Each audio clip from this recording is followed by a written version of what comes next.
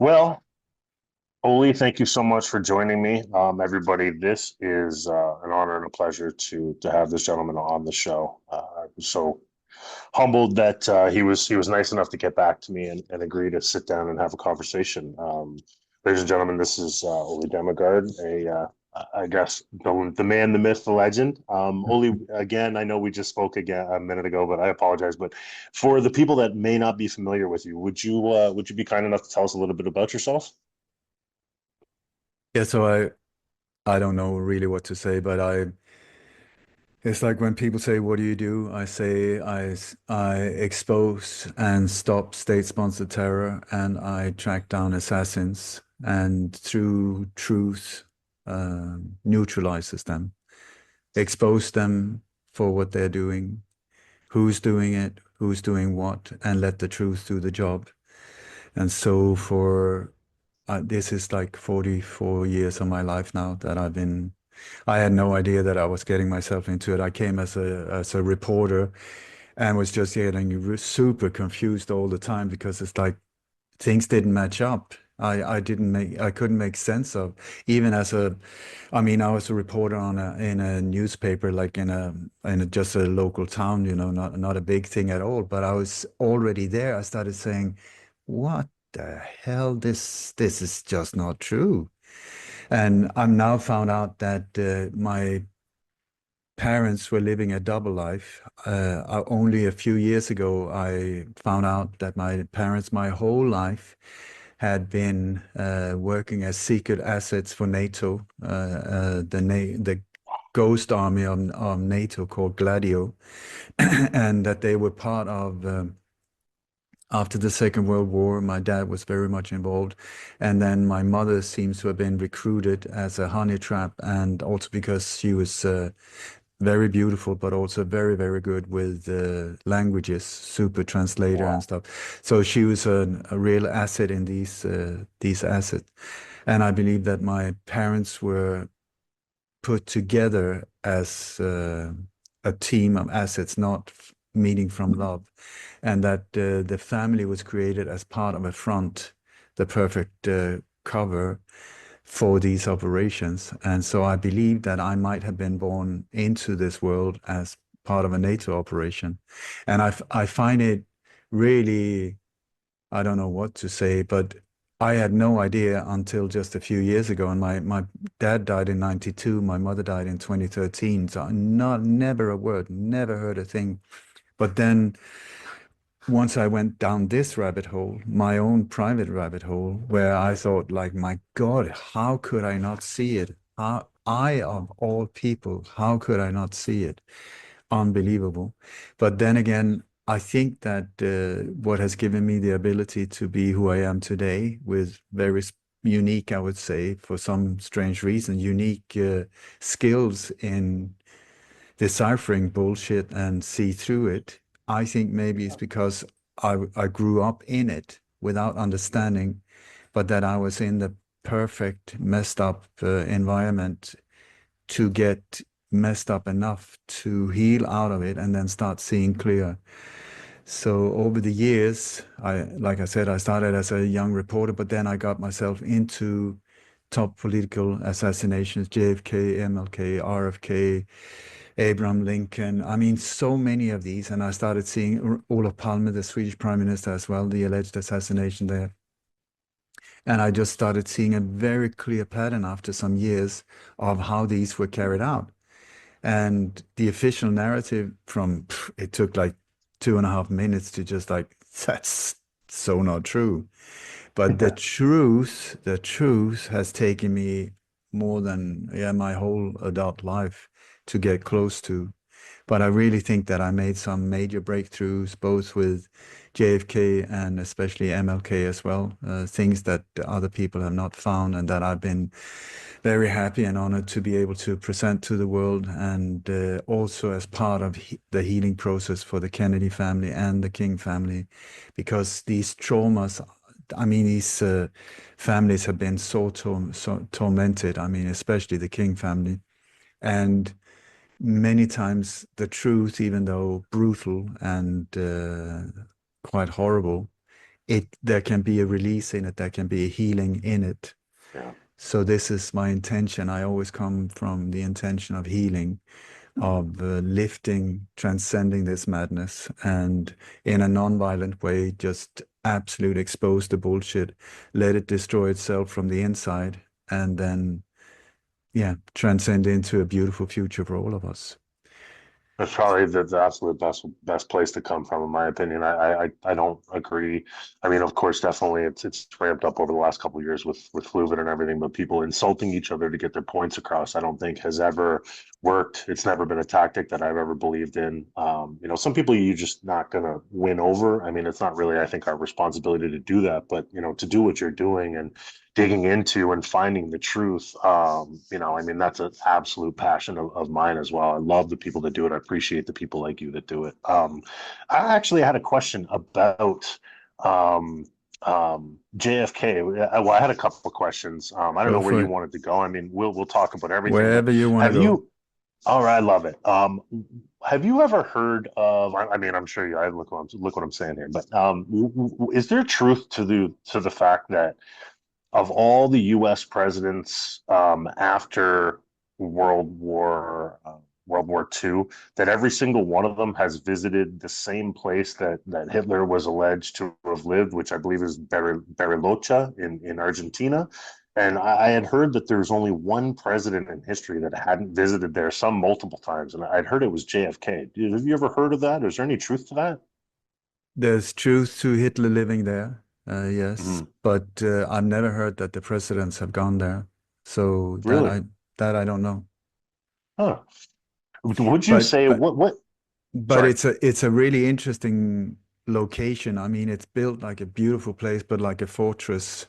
You Hmm. can't see it from the outside. I have people that are living in the area that have contacted me, that work there as staff and cleaners and so on, and that found him to be a very quite a pleasant man, not at all the way we've been told Hitler. And I think Hmm. there's a lot when you start looking into history, you really have to start reconsider maybe unlearning a lot of stuff that you thought you knew, Yeah. because I thought I was really good at the Second World War, especially, and all of these things. I've been traveling to many of the locations, and then after a while, like, holy sh! What on earth is going on? And then you start seeing a completely different picture. And you will also see that very often the powers in that we are up against makes heroes and demonizes people for a reason. These people are Hmm. very often good individuals that are trying to make a change, but they get turned into a demon so that will justify whatever these dark forces in the background. So what I specialize is trying not to get messed up or get confused or lured into this whole thing, because it is like we're up against a magician, like an illusionist, like this. So in the world of these operations, black is white and white is black. Like they said, Yeah. we're behind the mirror, and thousands shades of gray, smoke and mirrors inside labyrinths, inside enigmas. So there Yeah. is no white hat, black hat. I don't even know what these hats stands for. Do you know, Hmm. like it's just like this. It's a haze, and somewhere in there, the truth is. But many times, even the people involved in these operations, whatever they are, have no clue what they're doing. Yeah. Really, what they're doing, what the bigger picture is. It's on a need to know basis. It's on, completely compartmentalized so that every Yep. single one just know their little part. This is the same with black ops in the military, and that's the way it is.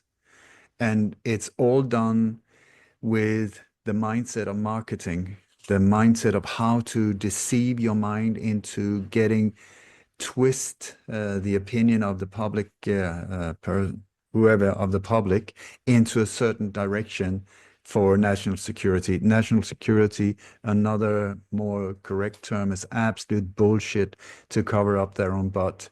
National security, that is has nothing to do with your security. It is for you not to see what they have been up to. So this whole top secret, so not true.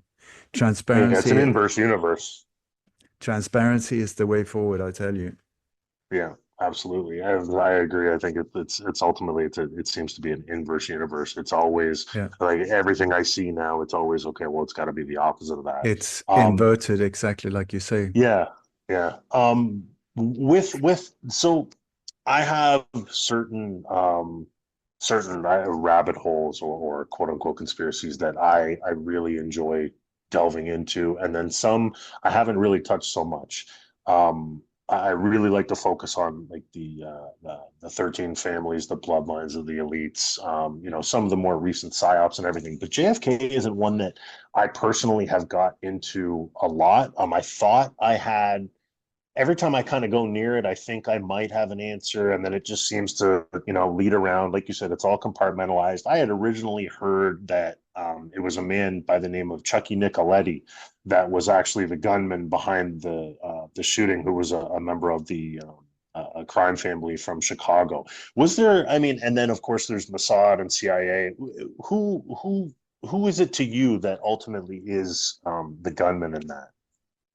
Gunmen is the correct answer Yeah. because Yeah. this is the most advanced ambush of all times, if you ask me. I Mhm. devoted half my life looking into this case, and I come very close to some key people. Like I'm a close friend to Judith Very Baker, who is the mistress of Lee Harvey Oswald, the alleged assassin, who is actually trying to stop it from happening, and who sacrificed his life even though he knew they were going to nail him as a patsy. So if you want a hero, Lee Harvey Oswald. I stand by that. I'm also Inverse, right? Yeah. inversed once again. I'm Yeah. also a friend of E. Howard Hunt's son, St. John, of Wow. of Chucky. No, sorry, Chauncey Holt, his daughter. He was the old tramp, one of the three tramps. I've interviewed, I don't want to say I'm a friend of James Files, but we know each other, and I've interviewed him 3 times. He was the shooter behind the picket fence. He was the guy that blew Kennedy's head off with the final headshot. And he was the driver for Chucky Nicoletti, the guy that you just mentioned, because Chucky was Ah, another of the shooters. He was positioned in the Daltex building on the second floor, yes. behind the fire stairs. That was where he was positioned. In that room were Johnny Rosselli, who was the go-between between the Chicago mob and the CIA, and also the whole Hollywood crowd in Los Angeles. He was a Mhm. former assassin or a hitman for the Chicago mob. There were several from the mob, like Chucky Nicoletti, the typewriter he was called because he really liked the Thompson gun, the Yeah. yeah. He was Yeah. called the typewriter. He was also a hitman, very sophisticated, soft-spoken, gentle, brutal killer. This is the thing that is so strange when you get into these areas of sophistication, and then Yeah. being a butcher at the same time. He was a hitman for under Giancana and Tony Accardo in Chicago, and Jimmy Files was his driver. He was only 19, I believe, at the time, but already at that time, he was a very, very advanced killer. He was born into a program of assassinations in 42 under the name of James Sutton. And officially, his mother signed up for a program. She was very poor. I think it was in Alabama somewhere. And she signed up for this program being paid to get pregnant. And so Oh, she gave birth to James Files, uh, or James Sutton at the time, who were then registered as dead at birth, and then taken over from day one by these scientists, the German scientists, among others, that came through Operation Paperclip in the end of the Second World War, and who was then part of transforming the OSS into the CIA, who was part of starting NASA, who was part of creating the CDC, Center for Disease Control bullshit, Center for Disease Creation is the right yeah. word. Yeah. These were Nazi scientists. That was also World Military Games were also created at the very same time, and then NATO. Just a few years later, boom, you had NATO, and I was going to say that when you said your parents were involved in there. I was going yeah, to say, didn't the Nazis create NATO? Yeah, it's the same force. It's the same yeah, force, and then you think Nazis are Germans. I would say no, it's a mindset, and hmm so or an yeah. ideology, and it never left. It never No, left. We were told that oh the Second World War was won. No, it just continued. They regrouped and relocated relocated and exactly. relocated, changed the front door cover, blum, were another name of the company here, IG Farben there, all of these things. Chop, chop, chop. Thank you so much. And Hmm yeah, enjoy your freedom while we create the Cold War without you understanding what's going on. And then the show must go on. And it has continued because the same forces have been in charge. Then no change whatsoever. No, Hitler was just one puppet. I'm not even sure if he was aware of who was playing him, you know. So it's like Prescott Bush looks like yeah, Prescott Bush, you had George's. Yeah, Prescott Bush was just the guy who brought the money. He was the guy yeah. that funneled the money into that whole thing. But Prescott's father was the one that was part of the fake Zimmerman telegram that got the whole First World War going and involving the US. So it was in that Bush family already. So Yep. Grant Prescott's father was part of starting the first one. Prescott was then part of starting the Second World War, and with the Dulles brothers, the Alan and John Foster Dulles, who were just Scumbags. lawyers, and then they were the lawyers helping the whole war machine in Berlin. And I want to say, if you're interested in families, check out a Swedish family called Wallenberg, Wallen Berg. That one, if I'm correct, is above them all. I actually did a show on the Wallenberg family a few I'm weeks very ago. happy to hear that. Yeah, I did one on the Wallenberg family. There's actually a family that starts with a P that I won't say. Sounds like Asar. That family, and then to me, out of the 13 bloodlines, I would probably say that Orsini might be on Mm. top. I feel like a lot of people get confused It's and think that the yeah, I think they're up there. A lot of people think that the Rothschilds are one of the 13 no, families, no, which they're no. not, although they're Yeah. definitely as powerful and everything. But there's a lot of information that gets floated out, and it's nice to see that people are interested in it. But there's a lot that I think that they get kind of mixed up a little bit. I mean, maybe I'm guilty of that myself sometimes, but I really try and lock things down before I ever try and talk about it. I ever try and understand it. And if I don't, I'll admit it, right? That's why I'm asking you about JFK. But Um, But Matt, I tell sorry. you, the ones that created the internet will never show themselves on the internet. Hmm So that the Rothschilds and the Rockefellers are so in your face, it's for a reason. Yeah. Oh, Yeah. that's the one, and it's called diversion. So we look that way when hmm actually, and so the families you mentioned, I think you nailed very, very close to. But then once again, we're back to the mindset, which I think is with a guy, horns, very tanned, reddish color, hmm who eats with a fork. That's Yeah. that's the mindset, and that is the real enemy. Because it's like That's if you have a corrupted individual where these things can enter into the mind of such a person, and I mean, if you're a born psycho, then it's part of your setup. I think almost like yeah. that. So these are the individuals we have to become aware of and not let them get into power positions which is what we've done because we've been too much in to our own greed and the American dream and have another pizza slice or whatever while watching hmm sports. And these cycles are just like moving like this. Not good, not good. So here we are. No. Anyway, JFK. So Chucky Nicoletti, yeah, for sure, one of the shooters. There were multiple shooters, multiple How many shooters. would you say? Okay, I'm so I not, got one right. I got one right. How many are there Yeah, total? you nailed that one. In that room was Johnny Rosselli and George Bush Sr., he was only a young operative in the CIA, CIA bomb, yeah. but he was the guy the who funneled he was the money guy in a very secret group called Operation 40 or Group 40, which was a team of top assassins, mostly exiled Cubans, and then CIA operatives. And so he is key in that whole thing. Mhm. George, dear George, if you want to see a monster, that's one for you. Do you know Oh that yeah. that Junior was there also? George, boy George, he was there that day also as I don't know, he was only 8 year 17 or old or something. so. Oh wow, really? Yeah, Jesus. So I got a wow. photo of. I mean, it really looks like him. Well, Uh, the one I always kind of wonder. I mean, I've seen, like I said, I there's a lot of things that I try and go really deep on, but JFK is one of them that I'm admittedly pretty ignorant on. I'm glad I nailed one of the names though. That was good. But the one thing that I always stuck out to me is when he lands at the airport that day.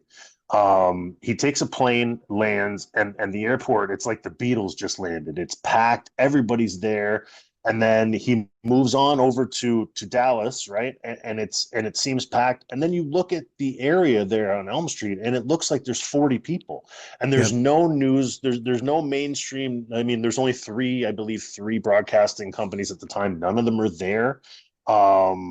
And then the fact that, like, even when I try and look at the Zapruder film, I don't know what to believe of that either. I'm told that he's a high-ranking Freemason, and then you can see cuts in the film. And I'm not a film expert at all, so it's always been kind of tough for me Mm. to figure out how all of this happened. I mean, I always definitely suspected the CIA and Bush, and I mean, he's been, it seems like, involved in all of them. I mean, he was involved in the Mm. Reagan one and everything. Mm.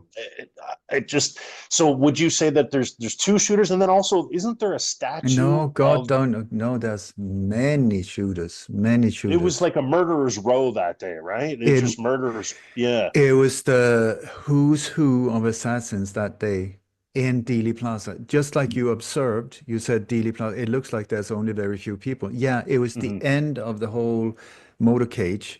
They were Hmm. just about to go out on Stemmons Free Highway, so that was the it's the end of the whole thing. And then he was going to Yeah. go to the Trade Mart to give his speech.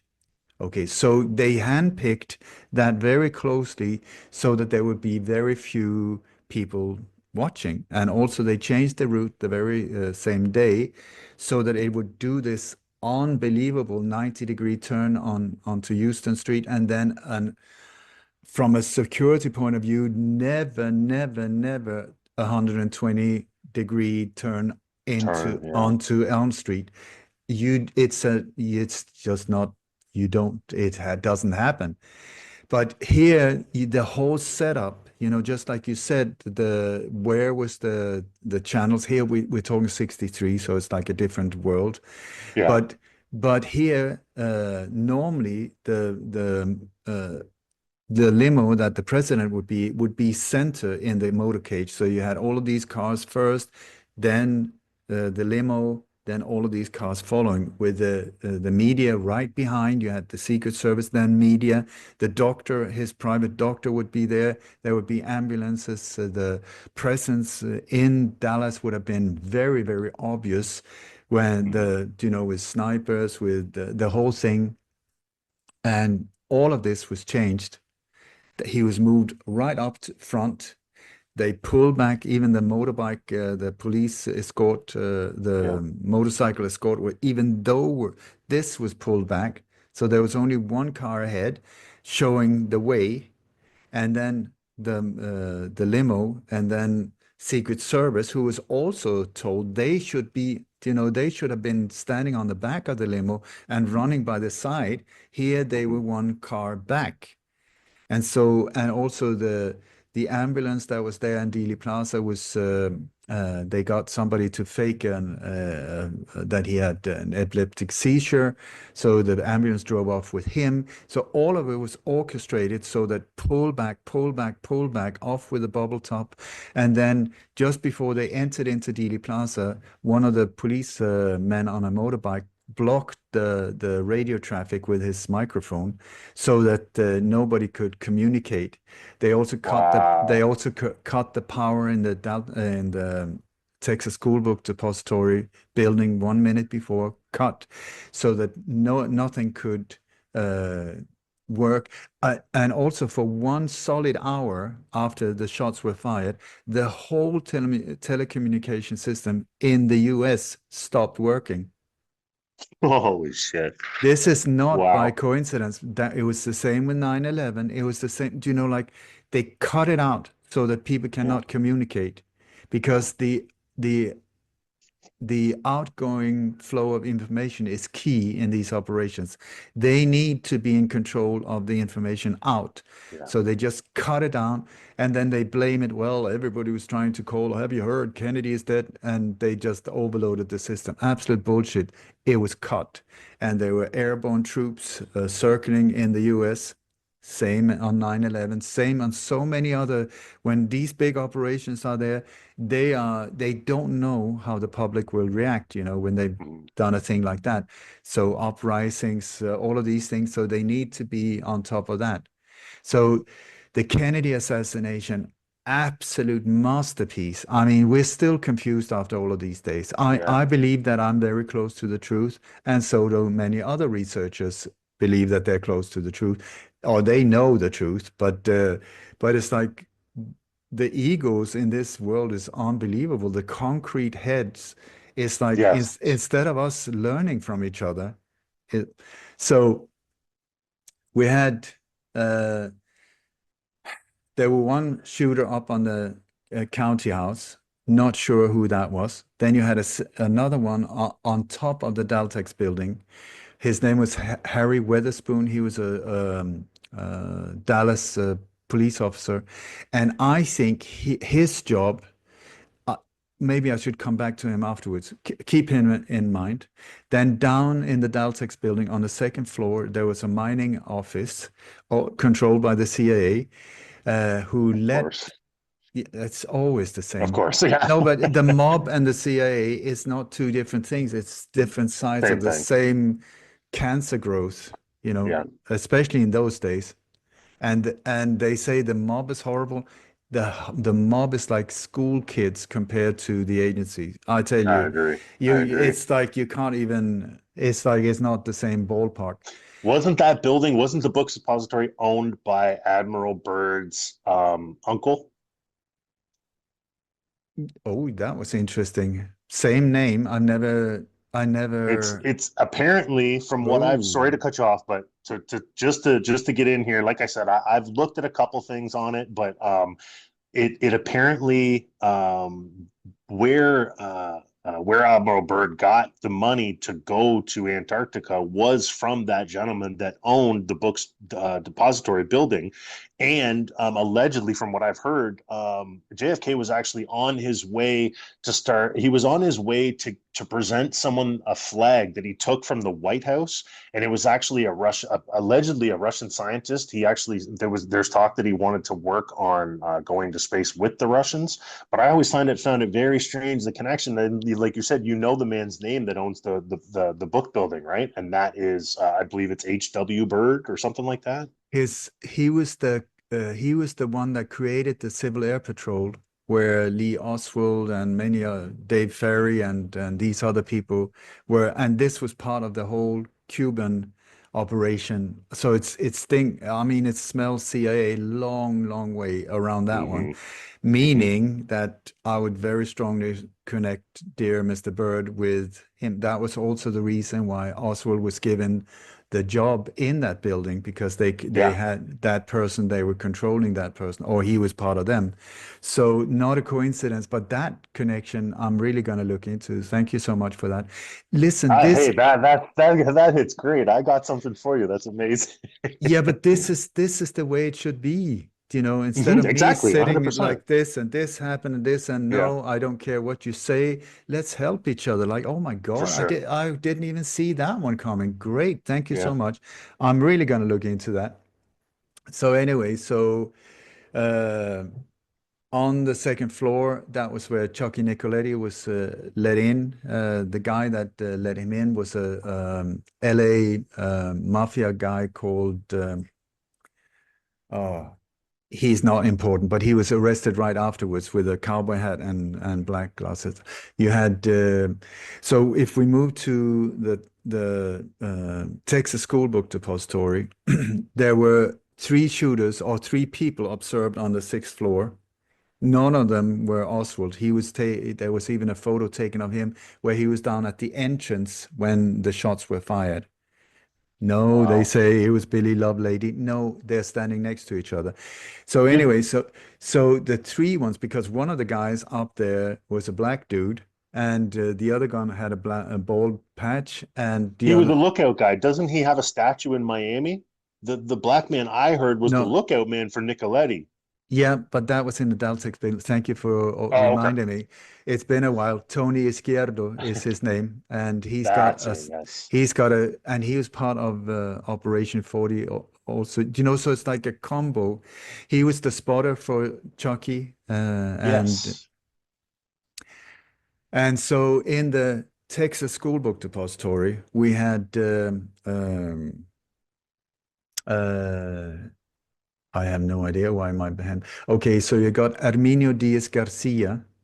He was an assassin, very high up, had done multiple hits on different presidents in different countries, and was later assassinated in Mexico City. Many of them died not long after this whole thing. They were taken care of. Hmm. There's about 300 very strange deaths around the JFK assassination. Man, Jeez. yeah. So it's but um my God, I'm really sorry. These ones are always like this in my head. Anyway, it doesn't matter. There was this Cuban former police agent. He was a former police officer from the Batista regime who got out and was joined into Operation 40. And he was one of the shooters up there.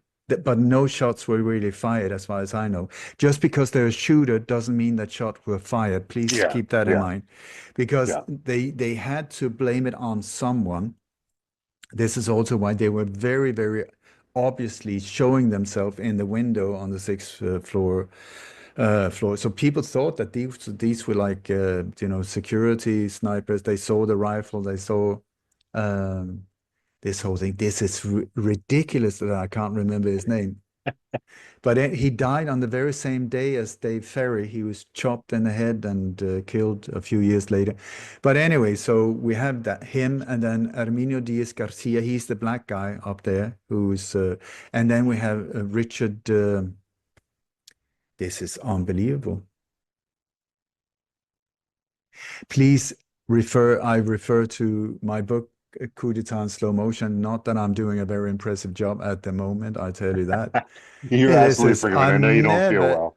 I never ever forgot these names. But anyway, many people say that the guy up there with the glasses, that was Lyndon Johnson's private hitman, Malcolm, Malcolm, Malcolm Wallace. But it was not. His name was Richard Carr. Yeah. Okay, so please refer to my other interviews on this subject where I'm right on track with all of We're these gonna things. link them all in the Yeah, episode description as long I'm as you're fine. really sorry. This was normally like boom, boom, boom, boom, boom. Anyway, so the thing was, these people were there, shots were fired, and then within seconds afterwards, they were not there anymore. And there were people in the staircase going up and down, or especially going down. How did they get down there? And this is where I believe that I think I know the answer, because these were people trained in jungle warfare, among other things. In through Operation 40, they were trained in the Lake Pontchartrain in Louisiana, down in the Everglades in Florida, but also down in Guatemala. So they were trained in all kinds of assassinations and also Yeah. abseiling, all of these type of things. So what I believe happened right in the Daltex building, right after the shots were fired, because nobody knows how they got out. Where did they go? You know, Yeah. what they did was they cut the power, the electricity. That was the reason for that, was to stop the elevator that was going up and down. And then the I think that was Oswald's job, to make sure that the lift was all the way down, and then block it, cut the power if he cut the power or if someone else cut the power, but that I believe was his job, so that the shaft was empty, so they could abseil down. Because Yeah. because within, I mean, I've been in the building, I've checked it, everything. This is the way, the only way they could have gotten down, because just right after the shots were fired, within I think 30 seconds, you see three people run out on the back of the building. Two are picked up in a car, taken off. The other one, with the glasses, Richard Carr. All they So all exited of this out of the same exit of the building, yeah, on the back of the building through and the all three of them left at the same time out of the same door, though.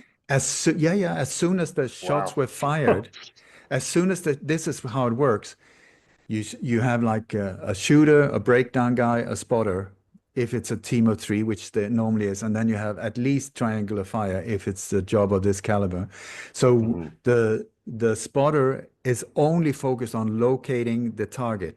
They often don't know who it is. It's like blue shirt, brown hat, whatever. And so Yeah. his job is just to make absolute sure this is the correct one. He informs the shooter. He's also the one getting a clear green light, or abandon, to stop the whole. That is his part. The shooter only focused on the target. His job is only to fire a correct shot, you know. And then as soon as the shot is fired, he just throws the gun to the breakdown guy, who then his job is Takes it to apart. pick up the shells if there's anything left, place if there's any fake evidence that they need to place to point, especially like for instance, at Oswald or whoever they want to nail, and then break down the gun, which is often like special guns that you just boom Yeah. down into a bag and then get out, and then they go in each in different directions, so that it's not a group of three with all of these things in it. They go in different like this. So Richard Carr, what's his name? He was a former Chicago police officer, a hitman from the Chicago mob, and he was part of that whole thing also. So he was running down the street, and people started following him because they thought he was the shooter. But he managed to get away and got down to the Adolphus Hotel in Dallas, which was the headquarters for this whole operation. You had a lot of the big boys there. It's just down the road and right opposite Jack Ruby's Carousel Club at the time, more or less, I believe. So anyway, so these three guys were up there. Still can't remember his name. And then if you go down on a street level, here are some shooters that people have not noticed that for some reason I don't understand why I'm the only one seeing it. But on the other side of, if you look at the Zapruder movie, the limo comes, it turns around the corner, and then you have the sign. Everybody's focused on the limo. If you look above the limo, there's a guy. His name is Walter Tabinski. He's a top assassin. He's taken out at least 1,000 people. He's dressed in beige khaki clothes, and he has a bulletproof vest the size of Manhattan on him. It is like, I Yeah. tell you, it is massive. It's like here, all the way down, covering his private parts, all of it. It is massive. It's right in your face. And what Is he he does, on? Is he on the back side of the street sign or the front side of it? he's When the not. car passes. He's on the other side. He's sort of above the car if you look at the Zapruder film. And what he Yeah. does, So what he does is sorry. he goes into a shooting stance like this with a small pistol, and boom, and then he just lets go of his hand. If you look at the Zapruder film, look up and Let me you will see it. see, oh my God, he's standing next to a guy in a silvery looking suit. They are the only ones. Very relaxed, boom, and then he lets go. If you ask me, because I also have, he's been bragging about this, and his cousin, who is another one of the shooters. These are names that normal people have never heard about. I tell you, it's Mhm. only through this incredible witness that she's just absolutely incredible. I've got hundreds of hours on my website recorded interviews with her. Anyway, so had she not told me that he was bragging about that, I wouldn't have seen him either. It's just, Yeah. but it's once you see him, it's so in your face. You And can't so unsee it. Yeah. what his job was, he had a specially made gun by the CIA, like a tranquilizer gun. His job was to make Kennedy not able to move. So he's standing, it's like 8 feet from the limo, and the limo is not moving fast, and he just goes up and boom. This is where this shot comes from, that they Okay. did not exit. Everybody is talking about that this throat shot came from the front and through the windshield, and but I tell you, we've done tests. If you have a windshield that is like this, and by the way, I'm almost sure that it would be bulletproof more since it's a Yeah. presidential limo. But otherwise Yeah. than that, if a bullet hits like that, it changes the angle even Yeah. though it's only glass. It goes boom, boom, like this. And people keep doing measurements like that and straight through the window to make it up. It doesn't work like that. You have to see the physics of reality, whatever reality Yeah. is. So anyway, so his job, according to what he was bragging about, I got it recorded as well, was that he fired that shot. This is where Kennedy goes, because he's Mhm. hit straight in the throat. It doesn't go on the back. It's a very tiny little hole, and it's not there to penetrate. It's there to instantly make him immovable, so he cannot move. Because as soon as shots are fired, he could like dive down and hide, and Yeah. they were going for a headshot. That was the thing. A headshot was the thing. So no, sorry, Walter Tabinski is his name. He just goes up and boom, and it's very, very relaxed. This is another guy that was born into one of these programs of assassinations. Both Files, Tabinski, and Clyde Forshaw, which I'm going to point out also, were born into this and have committed incredible atrocities. Death was their job. That was their business, and they were Mhm. good at it. So anyway, very relaxed. Boom, he does like that, and then afterwards, when you start seeing that the cars drive away, people are lying around looking, oh my God, the police. Then who do you see walk very calmly across the street with a bulletproof vest on, the size once again of Manhattan or maybe Long Island, massive, massive, walk very calmly across the street. You will see him in these photos if you start noticing who he's blonde. His hair is very blonde. He painted it, not painted it. What do you call it? Colored it or Tried it. whatever. Yeah. Dyed it exactly like that. And then he goes over to the Texas School Book Depository where his bicycle is standing. He gets on the bicycle and he takes off. That's a pro for you. Okay, so Yeah. so the guy in the silver suit that is standing next to him, as far as I know, is Dr. Death, Orlando Lettier. Orlando Lettier, who's a super terrorist that worked with Bush for many years. I mean, he did, I don't know, hundreds of bomb attacks and killing and blowing up airplanes. And I mean, if you look at the people we're talking about, these are like super, super horrendous individuals. Anyway, so then if we go over on the other side where Zapruder is standing, are you with me? Up on the grassy knoll side? Yep. So you got Zapruder, you got his secretary standing behind him, holding him like that. He's filming the whole shebang. Then the layout of Dealey Plaza, which by the way is a pyramid shape. It was the first location. It was the location for the first Freemasonic lodge in Dallas. That exact place. They even got an obelisk, the sign of death. Of The course. whole shebang. So they controlled the whole area.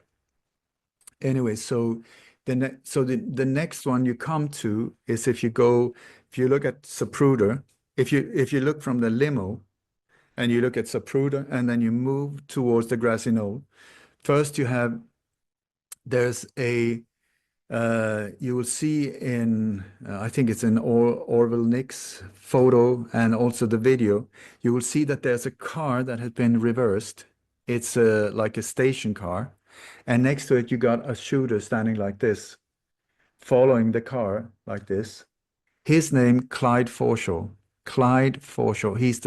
He's the cousin of Walter Tabinski, and these two guys were later part of the what they called it, the cleaners, who was cleaning up loose ends after the assassination. All of these hundreds of weird things and accidents and people being shot right, left, and centered and suicide and whatever were to a large extent these two guys that just continued Wait. the the assignment.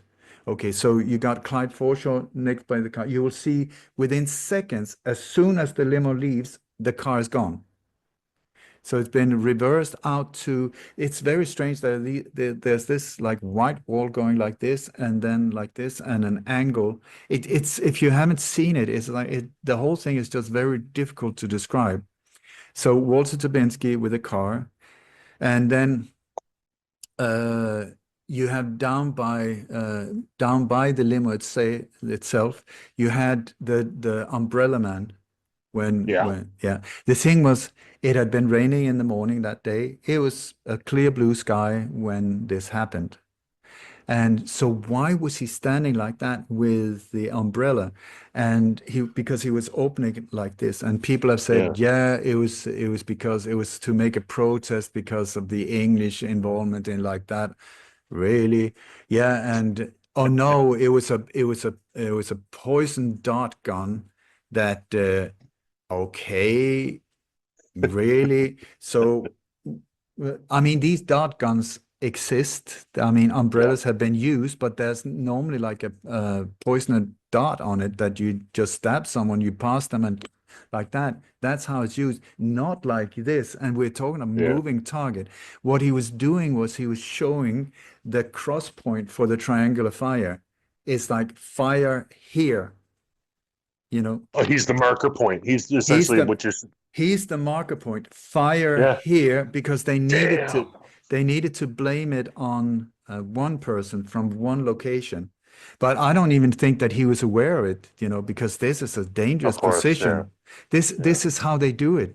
People are Did he not end up even. dying? Was he one of the ones that was cleaned up as well? I don't know. His name was Ray. My God, Ray Hargraves. Carr? No, Oh, Ray Hargraves, and he was also part of Operation 40. What happened to him later on in life, I don't know. But I mean, these were like soldiers of fortune. They yeah. were brutal guys that were then transferred down to Latin America, doing horrible stuff there and being part of military coups down there, and then in Well, the didn't Vietnam War also. yeah.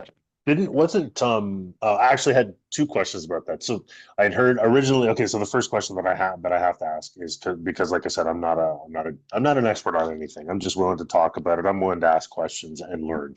Um, what is there any truth to like when I start looking, just glazing over the JFK situation, how much truth is there to the fact that Oswald was allegedly at the movies earlier that day and had, from what I remember, they'd said that he'd shot a police officer and had been arrested, and then it turns out, I think it was J.K. Dobbins or something like that was the police officer's name, and the police officer's nickname at the precinct was JFK, and he actually looked something like him. Yeah, Is there it's any truth to any of that? many people believe it, but this is Mhm. after the assassination that it's like Oswald escapes out of the building. And He then he just goes and shoots a policeman at the then movies. then he's seen at his home at North Beckley Avenue, 1026. Anyway, it was a housing room, but it was also a safety house. No, what do you call it? Safe house for the CIA.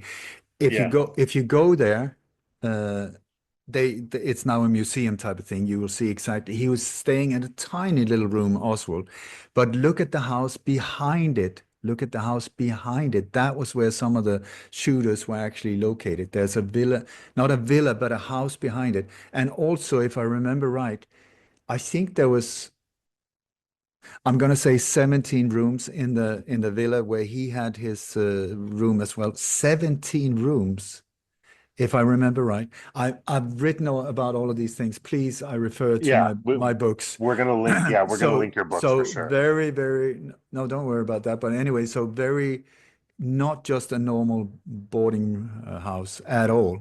These were safe houses and used. And the people who owned or who was working there, like the woman, beautiful woman who is like the guide now, no clue, no clue whatsoever. This is how it works. Okay. So anyway, it said that Lee went home. He got his gun. He went. He was seen. He left, took the bus, and then nobody really knows. Suddenly, he's killing this police officer. J.D. Tippett was his name, That's right. Thank at you. North Patton and 10th Street, where it said that Oswald is walking down the street, and then this guy, the police officer, stops him, and then suddenly Oswald pulls a gun and fires 4 shots. Boom, stone dead. The thing is that is not what witnesses saw, and they did not see Oswald either. They saw two people, and there were also two different types of ammo used to kill J.D. Tippett. And Wow.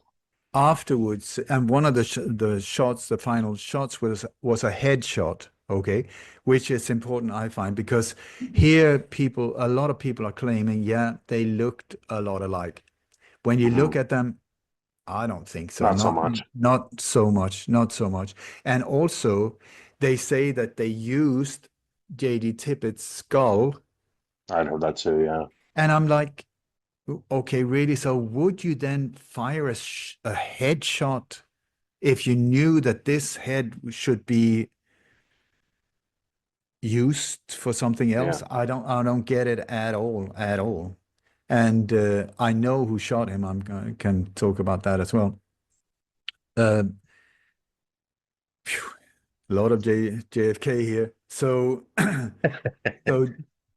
but afterwards, I mean, an hour or so later, after the assassination, Oswald was actually taken in the Texas Theater cinema and the movie theater there, where the police suddenly they said that he didn't pay the ticket, and because of that, like the whole police unit of, I mean, the whole army of police officers came to the cinema and arrested him because he didn't pay the ticket. Okay, so absolute bullshit if you ask me. But they didn't know. So when they came to arrest him, did they, because this is the thing I don't understand. So when they came to arrest him, like you're saying, of the whole force come, do they know it's the alleged JFK assassin when they come to the theater to arrest him? Or are they just upset because they think he shot one of theirs? It's not them. It's like you got one person leading and other people that have no idea following and doing Okay. the arrest. Yeah, Yeah. yeah. This is the thing. So the police officer that arrested him was believing that they did the right thing and that they were led there and arrested him, and he tried to defend himself, all of these things. Very, very few people knew the bigger picture. And also this whole thing about using the skull or the cranium of J.D. Tippett. I mean, this was before anyone knew that there was going to be any kind of problem with the autopsy, with anything. So why on earth? It makes no sense to me, and people have written books about it. I mean, Yeah. I there's been a lot of books written, and I don't get it. I can only I've say heard a lot. Sorry?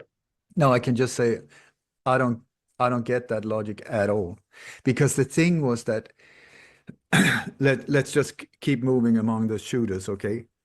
So we had Clyde Forshaw, and once again, JFK experts all over the world will say, "What?" Yeah, and Walter Tabinski, what? They never heard of the names. I tell you this. But as far as I know, and I've been tracking them down for many years, these two were the dudes there. Then, if you move towards the grassy knoll, there's another shooter there. He was labeled Black Dog or Badge Man, because it looks like he was in a um, Dallas police uniform, a black, which he was. His name was Lucien Sarti. He was a hitman from the Marseille mob, and he was brought in by the Gambino crime family by Carlos Gambino in Los Angeles, in New Orleans. Damn. So he was badgeman. Next to him, there was a guy that was dressed like a railroad worker. I'm not really sure who that guy is. I do believe that it's one of two. It's either Charles Harrelson, the father of actor Woody Harrelson.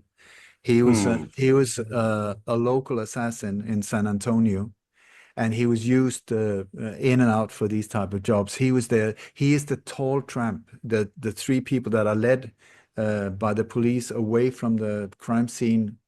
But that was like an hour after they were found in a train wagon, um, where no, a wagon. What do you call them? These Train car? yeah, exactly. They were discovered there. They were sitting on a lot of guns and explosives in that train car. They were not supposed to they were supposed to, as soon as the shots were fired, they were supposed to be transported out.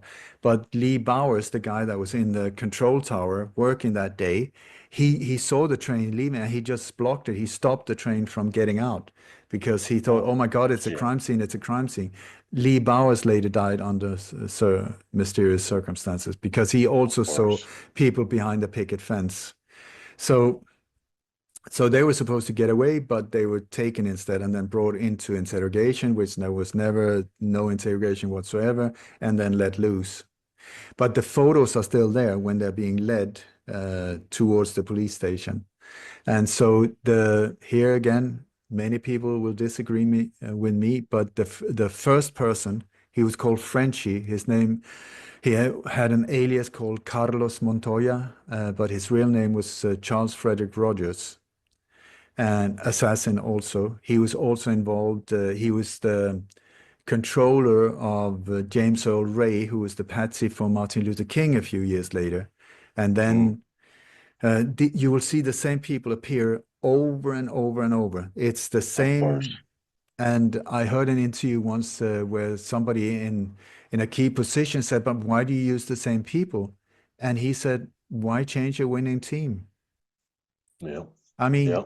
what can you say? If they're good, they're good. Why, if you got a good plumber, why do you try and find another one?" You don't replace them. Yeah. Yeah, Yeah. You so don't it's the run the same. chances. So the old tramp, his name is Chancey Holt. He was the guy that brought the Secret Service badges. There, he was a fraud. He was also an assassin, a circus artist. Incredible guy, I tell you, working in Los Angeles, but also for the mob and the CIA in and out like that. Um, he was one of the, yeah, he killed a guy in Las Vegas, a famous guy that once again I forgot the name of. I mean, what the hell is going on? So, so um, yeah, so Badgeman, Lucien Sarti, very, very skilled assassin, super cold. I mean, and reckless. He was so cold that he was reckless. People were afraid of him because he just got it done, but he Yeah. was like completely unafraid. He was also later murdered in I think in Mexico City as well. Anyway, so then you got the car so when you look from the limo up towards the grassy knoll, you got three shooters on a line, boom, boom, boom. Okay, so it's like Clyde Forshaw by the car, Badgeman, Lucien Sarti, and then there's a shot fired from behind the picket fence, right to the left of a tree. One shot is fired there. That's where they see the gun smoke come out also. That guy, his name was James Files or Jimmy Files. He at the time his name was James Sutton. He changed his name right after this assassination. And he was the driver for Chucky Nicoletti. The thing was, like I said, here's another one. There are three of them, these people that were born into the program of assassinations. They never went to a normal school. They never went, all the things they were taught was to kill. They started with Yeah. animals, then babies, then children, then up, up, up. And they Total life. became extremely I did a year ago, exactly a year ago, I did three interviews with James Files where he speaks very openly about it. in great detail. You can go to my website, lightonconspiracies.com. Go under most viewed, and you will find that it's extraordinary.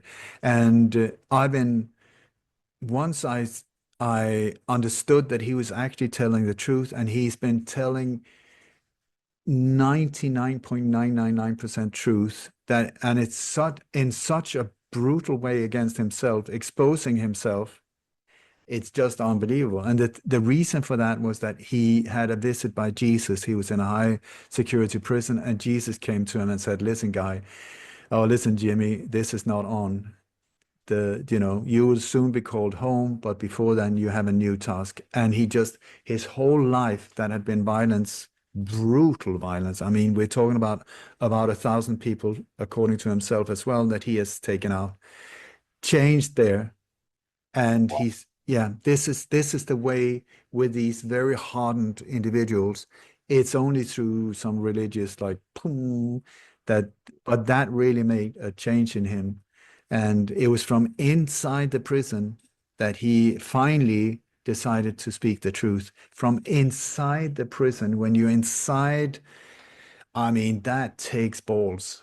My God, Yeah. this is why when I did the interview with him, this is like I said, I dressed up my best, very best, and I said, what happened in Dealey Plaza that day, I think was despicable, such a work of extreme cowards. I mean, horrendous, horrendous. And then standing up and speaking about it and standing in the truth later in life, like you have done. You were the one that blew his head off. You were also the one who's done that. I mean, I have to celebrate. I also, it's just mind blowing. He was even tortured to death without giving anything up. They left him for being dead, and he did not say a word. That compared to like these diaper carrying politicians who's running the world, I mean, with a spine of jello, and then you see somebody like that, who's the bad guy? I mean, I'm getting confused here because the the morals, the loyalty to what find twisted, but that's my opinion, to the family, to the whatever, to do all of these horrendous things, but to stand in the truth and expose it, I mean, and from inside the prison where he could have Yeah. been, I mean, this is just unbelievably brave. And when he was finally released after, this is so funny also because the crime he went away for was something he didn't do. I love it. I mean, Of God, course, how karma works, I oh guess, eh? God, that is just funny because he's got away from with so many things, and then something he didn't do. Worse That was things it. too, right? Yeah, that was the thing they nailed him for. So stop whining, dear Jimmy, regarding that. But anyway, so no, unbelievable, unbelievable. Is there any truth to when you look at when I look at Jackie's reaction to it, it puzzles me. I try and figure out what she seems to be throwing the Secret Service agent and then the driver. Now, because I guess there's only like I mean, from what I've heard, the Zapruder film has been I guess maybe tampered with, I guess is the For word for it. sure. Yeah, so it's hard when I look at it. It kind of confuses me because I don't know. We live in an age right now, I feel like, where you literally have to question everything. And I Mm. mean, I have no problem with that, as exhausting as it is sometimes. But is there any truth to the driver turning around and having a weapon at all? Like I'd heard some crazy stuff, like Mm. he had a gun made of plastic. And is there any truth to any of that? And what does Jackie throw away off the back of the No, car? she doesn't throw away anything. She picks up a No? piece of his skull. Skull. Yeah. Oh, Jesus. And people say, but look at her, she's holding his head, and they say that she's firing a shot from below, and that she is actually the shooter. In that case, my 40 years of looking into this case have been absolutely worth nothing. All of the things I found has been absolute because she is sitting next to the target. It's a Yeah. moving target would you like to sit right next to the target if you were involved? I don't If you think do, so. yeah, There were yeah, there were bullets coming from all of that. She survived is incredible. At the same time, the distance very, very short. If you go to to Dealey Plaza, it's so small. It looks yeah. so big. It's so small. I think it's like the headshot that Files did was like 88 feet or something like that. It's ridiculous. And he was what he was using this the thing was with Jimmy Files is that he was not planned as a shooter that day. It was Johnny Rosselli that was going to be an additional shooter. Even Jimmy Files doesn't know about the other guys. He just knows his part. And Yeah. also in 64, he was taken back in and he can't remember that year at all, more or less, because he went through a lot of mind control things, I tell you. With Jolly Where, West, say again, please. would Jolly West have anything to do with that mind control? Because it looks like he had some sort of he had an impact on this as well, didn't he? Who are you talking about? Johnny? Jolly West. Yeah, I yeah, thought he yeah, was yeah. one. Yeah, Yeah, Jolly. wasn't he one of the doctors? Yeah, he's involved Yeah, with Manson, and he's the one that told yeah, uh he was in the background of many of them.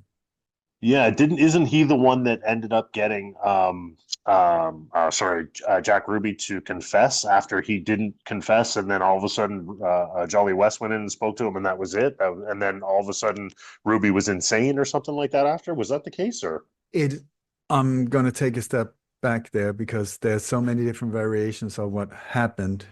Yeah. Uh, because Ruby wasn't in, he didn't really know the bigger picture either. He did to a certain extent. This is such a massive big one, Matt. So maybe if we Yeah. can, Yeah. No, I'm sorry. I have so many questions, right? yeah. Sorry. So no, so he was uh, okay. So Jimmy Files, the shooter behind the picket fence, he was working for the Chicago mob, but he was also recruited by the CIA at the age of 17. He was sent to Laos, and he was part of an operation there, and horrendous things happened, and he killed two of his own people with headshots, and he was taken back home, and then uh, more or less forced into working for the CIA, but he was fine with that, you know. So he came with a controller called David Atlee Phillips. David Atlee Phillips. He was also the handler or controller of Lee Harvey Oswald. He was also the controller of other shooters in that whole thing. David Atlee Phillips is key in if you want to look at assassinations during that time. E. Howard Hunt is another guy. They were working closely together. And uh, so very important. So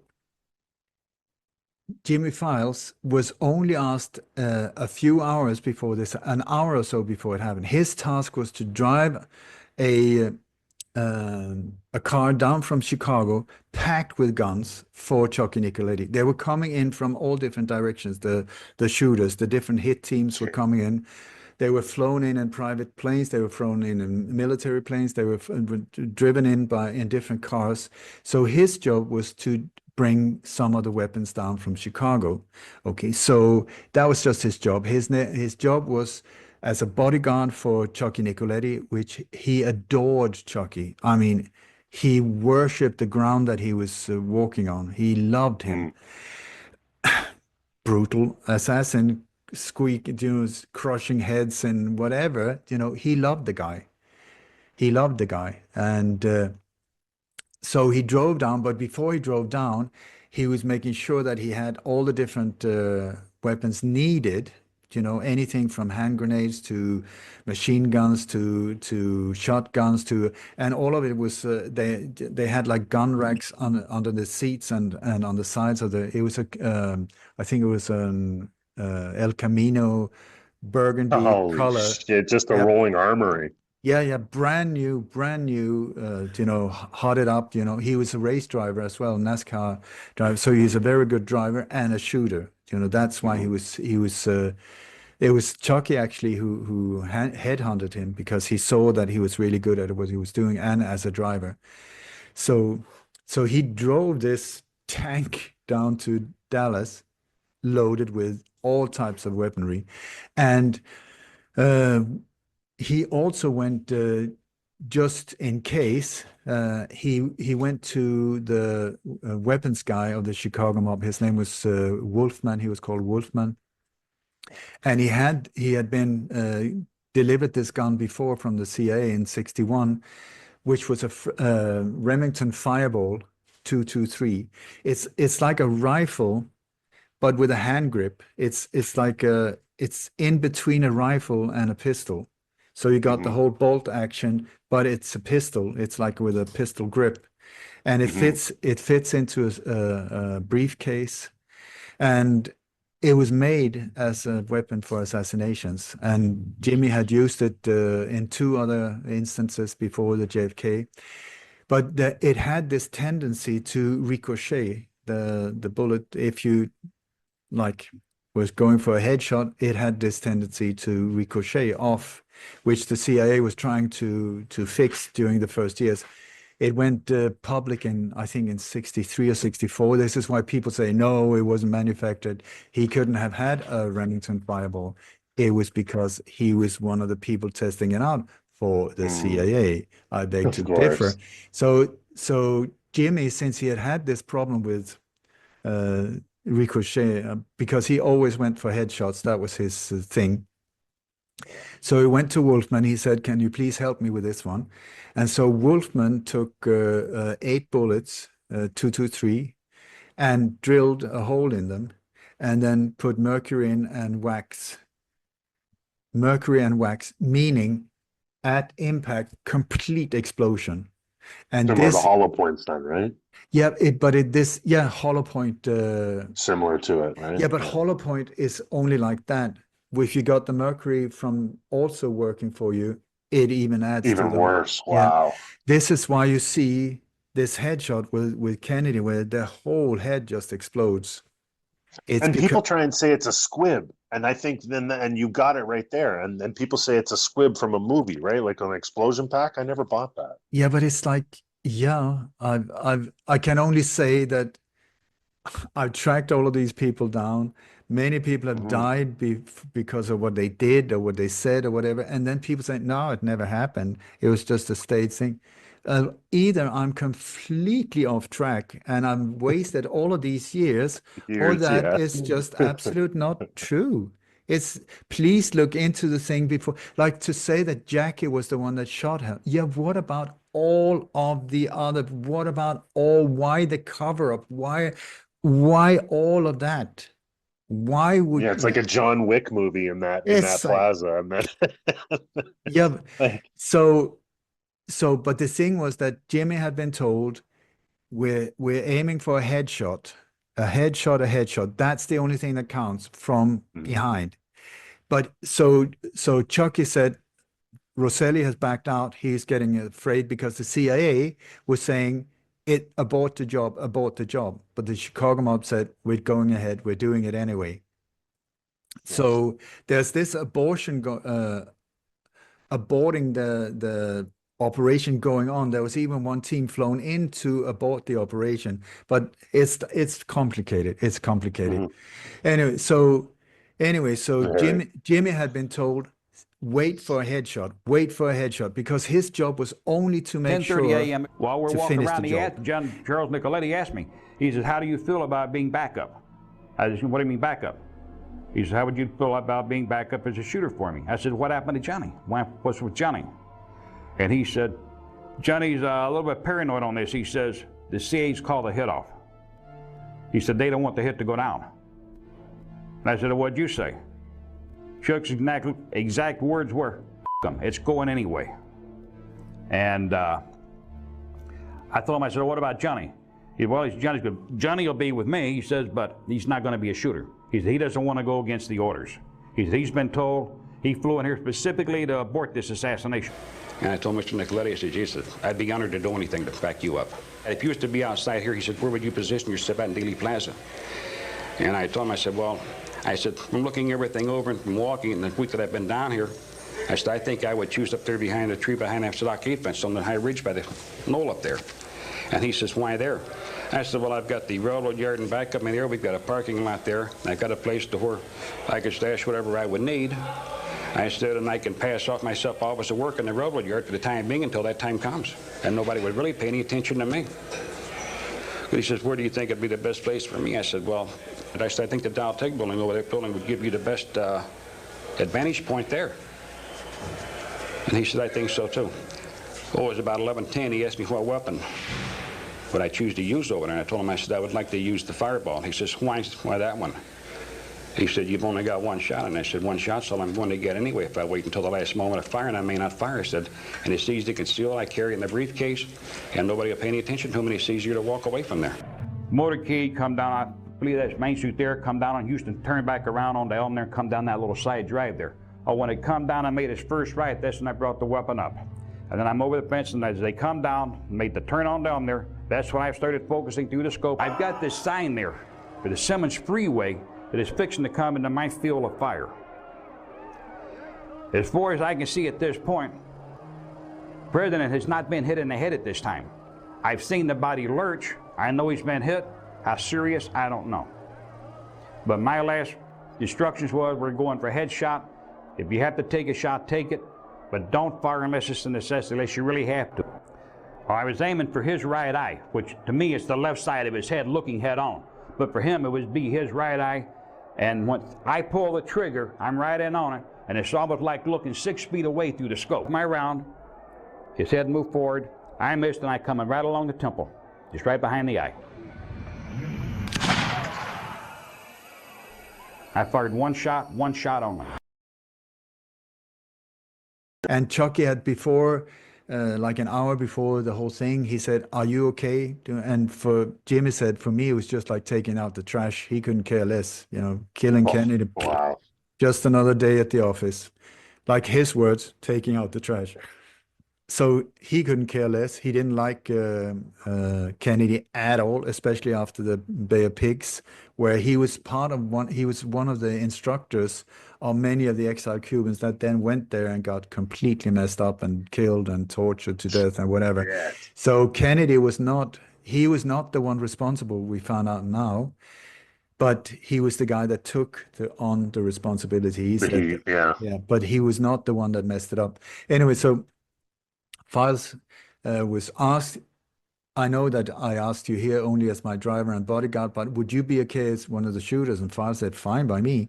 So they walked around Dealey Plaza about an hour before the motorcade came.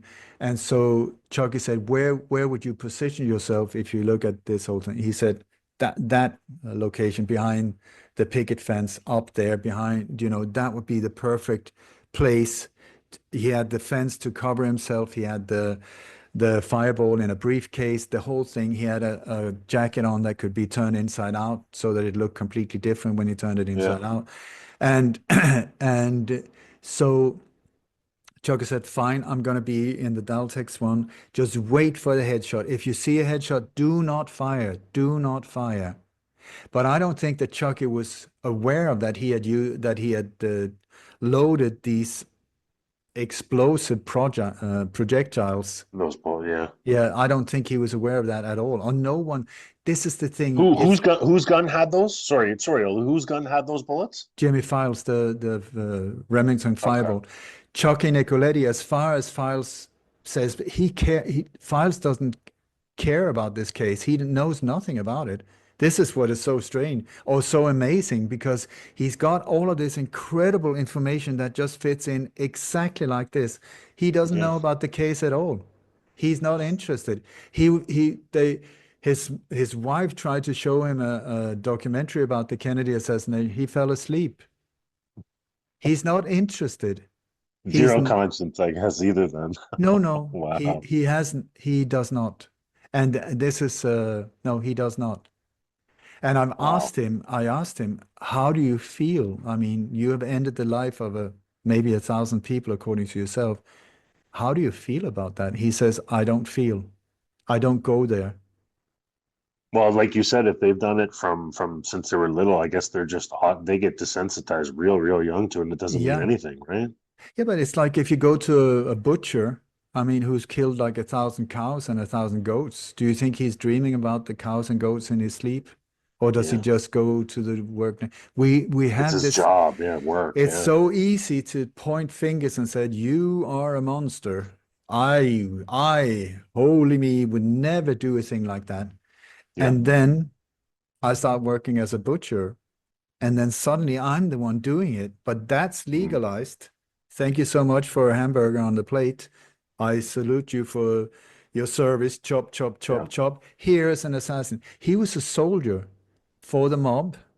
He was willing to sacrifice his life. He was willing to go through the most extreme torture ever. He was left naked, dead, unrecognizable. They couldn't even see it was him. He was so beaten up, Wow. and burned and tore and did not say a word. So before you point fingers, I mean, I do not.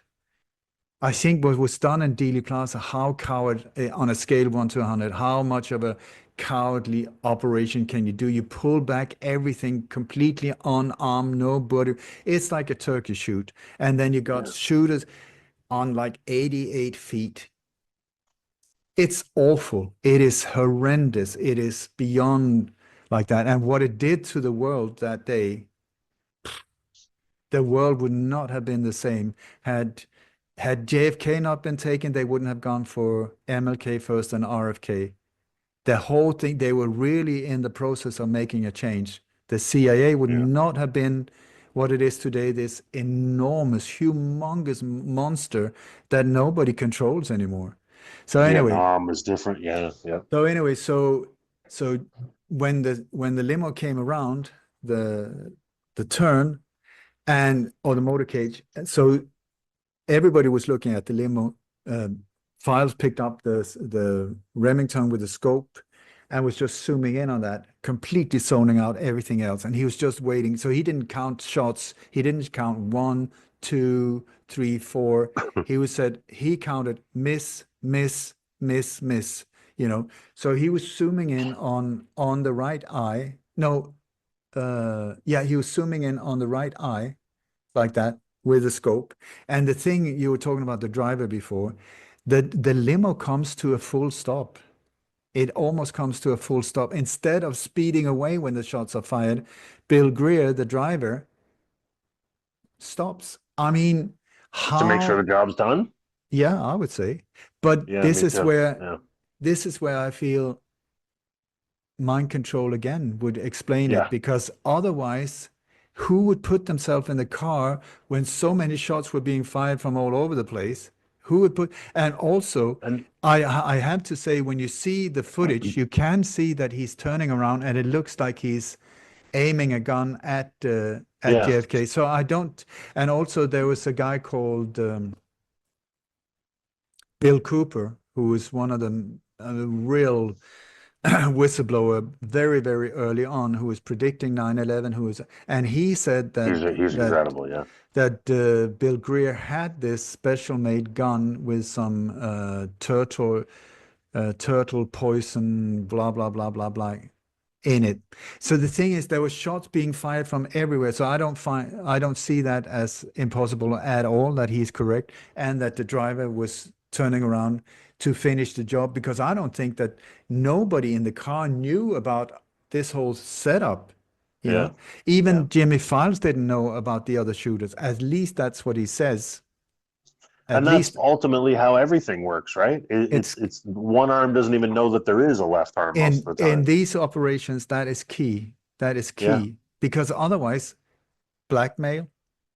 I know the whole Mistakes can picture. be made. You get nervous. Yeah, for sure. For sure. I agree. The Blackmail, or somebody starts spilling the beans. I mean, yeah. very dangerous. So it's super important. It's like I had a very, very close friend. His name was Cody Snodgrass. He was a black op for many, many years, and in all kinds of horrendous stuff, including assassinations, as far as I know.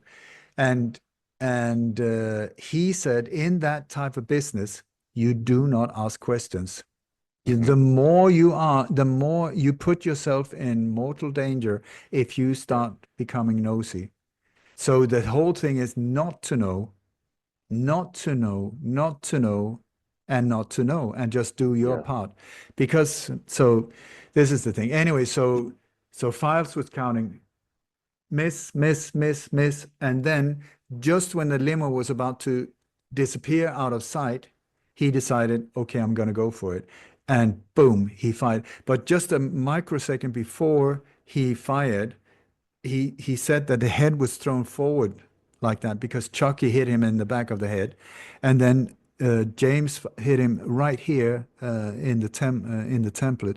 And at the very same time, also, I strongly believe that there was a shot fired from the storm drench on the right-hand side of the limo coming on from below and up. So there's 3 shots fired at the same time.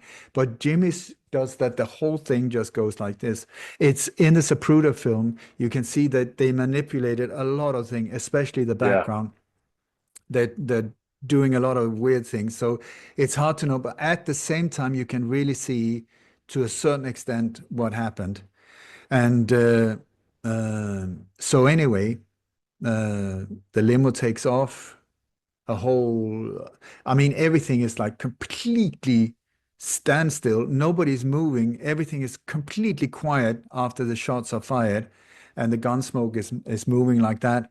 Everybody's in a shock except for Walter Dubinsky, who quietly walks across the street, takes his bicycle, and His takes bike. off. I mean, come on. And I mean, That's unbelievable. I almost had to show it to you. Let me see if So how many shots did Oswald fire then? 0? he didn't have a gun at all. It's crazy because someone no. said that it's like he tried to clean up the ammunition that was there, but somehow left behind 1 or 2. And it's like, well, pick one or the other. You can't, you know. No. He wasn't even there. Lee Oswald knew from the 29th of July, 1963, that's about 5-6 months before it happened, that he was being prepared as a patsy. He was working closely with some of the elements in this assassination. He was working with the aim of destroying Fidel Castro in Cuba.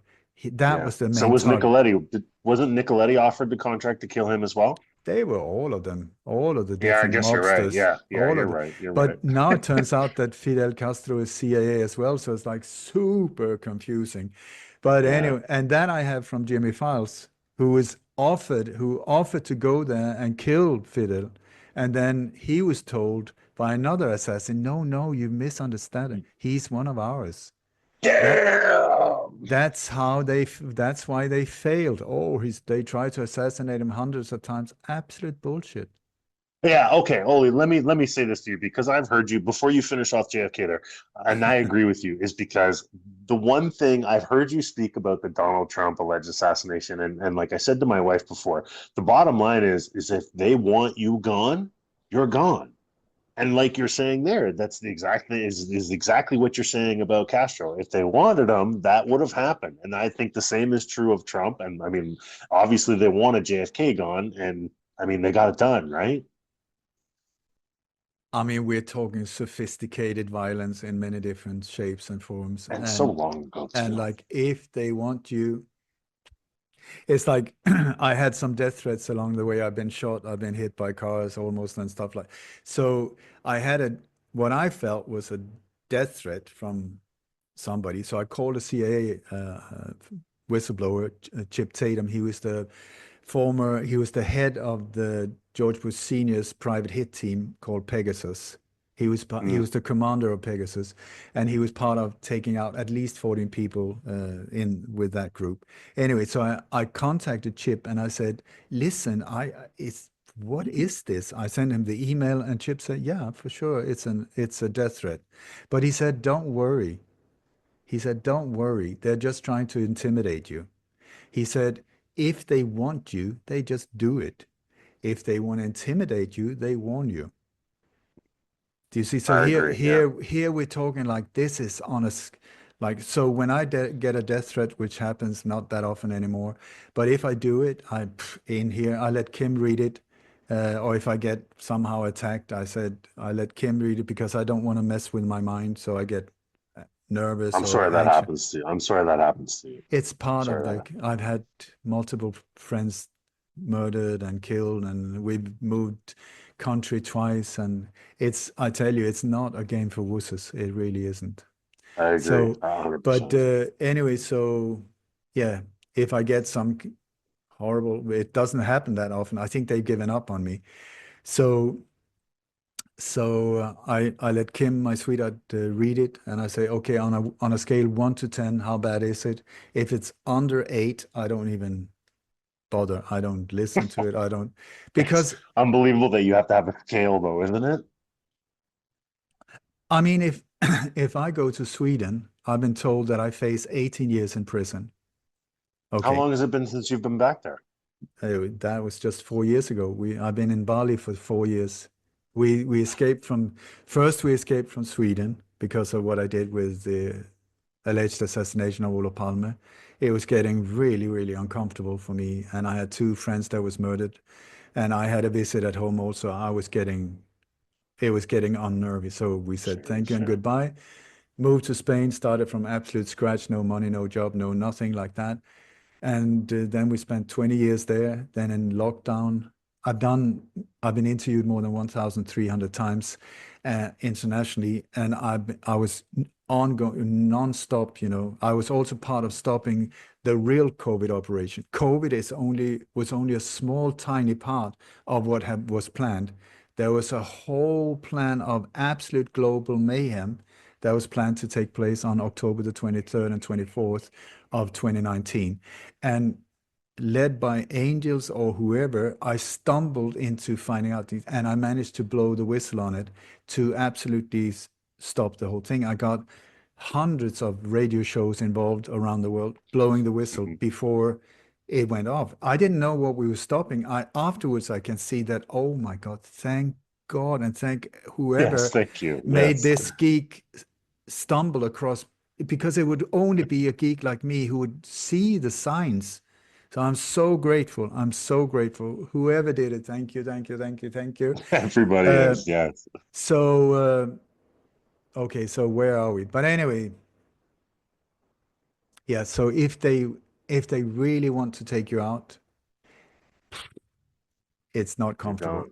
Yeah, Yeah. you're gone. You're gone, and there's no warning. It's just I've heard from several CIA operatives in that field that born identity is very close. It's the closest one to uh, the real thing. I mean, not the Hollywood fighting scenes, but the whole thing about sleeping assets, walking assets, wannabes, used to be's, all of the that can be activated. They Yeah. live their normal life like a car mechanic or a photographer or whatever, everything And like they get that. activated. And then they get activated. One phone call, Well, boom. and a CIA agent would know, right? Because I mean, they do have massive budget to be able to add to Hollywood films and everything. How many do you think there was anybody involved or anybody that pulled any of the triggers with JFK that were involved in, Montauk, MK Ultra, any of, Mockingbird, whatever it is, any of Yeah, I the think I I or do think you think they did it for money, or do you think that some of them were involved in those, or both? okay, so the shooters, their money, that I mean, they're soldiers of fortune. They couldn't care less. There was a job. And also they Mhm. hated the guy after the Bay of Pigs. It was mostly Yeah. exiled Cubans, that whole thing. Uh, uh, or no, I'm trying to find the name of the guy on the sixth floor that is still Still, really, okay. really, really embarrassing. It's bugging you. I can It's tell. bugging me. Yeah, I know. But anyway, That's okay. some of the people were paid in heroin. You know, files were paid like 30,000. He was just given, but that was including another job, so he was just handed an envelope. It was never mentioned. Anyway, but I want to say that it was files shot that messed everything up, that absolutely messed everything up, because that is the proof of a conspiracy because it came from the wrong direction. Yeah. Yes. So, and that it's really interesting, I think, because in 1980, I saw the Zapruder film for the very first time, never really heard about the Kennedy assassination, and it took me like 18 seconds to think, holy shit, there must have been a shooter to the front somewhere up there. You can just Yeah. see it. And Yeah. then all the official narrative was saying something else. And I was like so confused.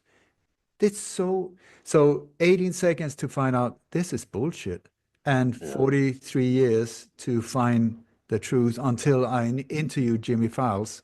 I mean, I've identified, we've just scratched a little on the surface, but But you've I, gone deep. I've gone as deep as you can get. I tell you, Mhm. I was even asked to give a speech after the silent minute in Dealey Plaza as a representative of Europe in Wow. 2016, I think. So I've been really, I really, Dedicated. You've yeah, done the work. Yeah. Yeah. I've Who's sorry? no say. I was just gonna say who's the quote unquote magic bullet? Who shot that? Whose gun did that one come out of? No one's. The magic That bullet one, is just a bullshit way of explaining all the different bullet holes and all of it's an the absolute curb, and come on. Like how many? If how many would you say? So you're saying that he got hit from essentially three different directions. How many bullets are fired? 30? but I think there was a lot more shooters than shots fired Yeah, yeah, for sure. because It seems like there was a lot more than they actually tell us, of course, right? they were there to make sure that the job got finished, you Hmm. know. So once the headshot, boom, everybody pulled back. Up until then, the ones that was allowed to fire, they had even painted yellow on the curb of Dealey Plaza. They called it the death zone.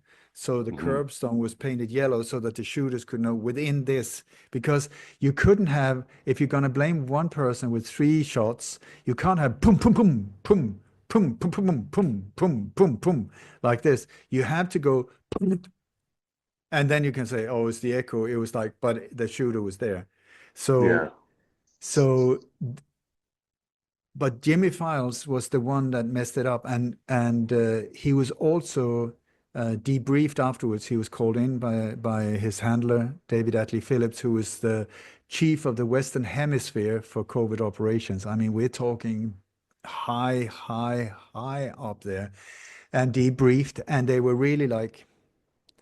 And File said, I was given the task, I just did my thing. I was set and I did what I was ordered to do. So yeah. so they let him go. I want to say that his friend and Jimmy was actually best man at his wedding. His name, a man called Gary Marlov. He was another operative that had the same handler, David Atlee Phillips. It was him who shot J.D. Tippett. At Shit. yeah, it was Gary Marlowe and Clyde Forshaw, as far as I know. These two were the ones that took out J.D. Tippett, and I think by mistake that J.D. Tippett was placed behind. Okay, let's go back to the shooting. J.D. Tippett was there to kill Oswald, as far as I know. That was his task. So he was standing on the backside of the Texas school book depository. He was standing there. People saw him in the parking lot, very anxious like that. People came Hmm. running out, and then they saw the police officer, but the police officer just let these ones pass. They picked up in a car, taken, and they just took off. But J.D. Tippett was standing, waiting there. And I mean, you working for the mob or the CIA, you fail, you're dead. Yeah, So yeah. a lot on stake. And he was also, J.D. Tippett was also connected with Lee Oswald and the CIA, and he was also with Roscoe White in Japan, and all of these type of things. They're the same like this. And okay, so Oswald does not come out the way he's supposed to be, because he knows he's being set up. He knew like 6 months before that he was, Really so was he being said. he Yeah, does not get out the way he was being told. So JD Tippett fails in killing him because it should have been a case closed. Boom, poof, and thank you so much. We got the guy. Wonderful. Case closed. Thank you. Go back to sleep, and everything is okay. yeah. So, but so when he did not, you will see that the movement of J.D. Tippett is in panic. He's driving around in his police car. He's stopping cars. He's checking cars. He's sweating. He's making phone calls. He is not in a good space, I think, because he just screwed up. You know, And he so knew what was he coming. needed to finish off He needed to finish Oswald. It was also his police car that came up to Oswald's boarding house, honking the horn, get out, you know, come out, to lure Oswald out, but instead he wanted to pop him. And then other people were also looking for Oswald. And on the way, the thing was, Oswald was informed by his handler, David Atlee Phillips, to, if anything goes wrong, come to the Texas Theater, the movie theater. That was where he was supposed to meet his handler, David Atlee Phillips. But that's where he was being set up, because David Atlee Phillips was one of the main architects behind the assassination. So he was being lured into the ambush and to be taken there. So the whole thing was set up because he had been told that meet me at the Texas Theater, and then you're going to be transported to the Redbird Airport and flown out. And then he had made like a secret meeting place in Mexico where Judith Vary Baker, his mistress, would come down and meet him and all of that. She's still mourning to this very day that never happened. But so what was the question? I forgot. I forgot to. I'm sorry. Okay, but let's before we wrap this up, I want to say with Donald Trump, I am so not interested in politics at all. Republicans, Democrats, I don't even know the difference. Because I'm Canadian, by the way. I'm Canadian. I'm not actually American. So that you know, so whatever. I have no political allegiance whatsoever myself. No, but I'm just saying, because I am tracking down criminals. That's it. Boom. You mess with good people, I will track you down. I will expose you. I will do everything I can. So when there are operations on a very high level going on, I will track you down, expose you if I can, because normal people just want to be left alone, live in peace and harmony, and have a good time and get their kids raised and educated and whatever. That's it. 95%, that's what everybody wants. Then 5% politics, sports, religion. These are the things that can get people going.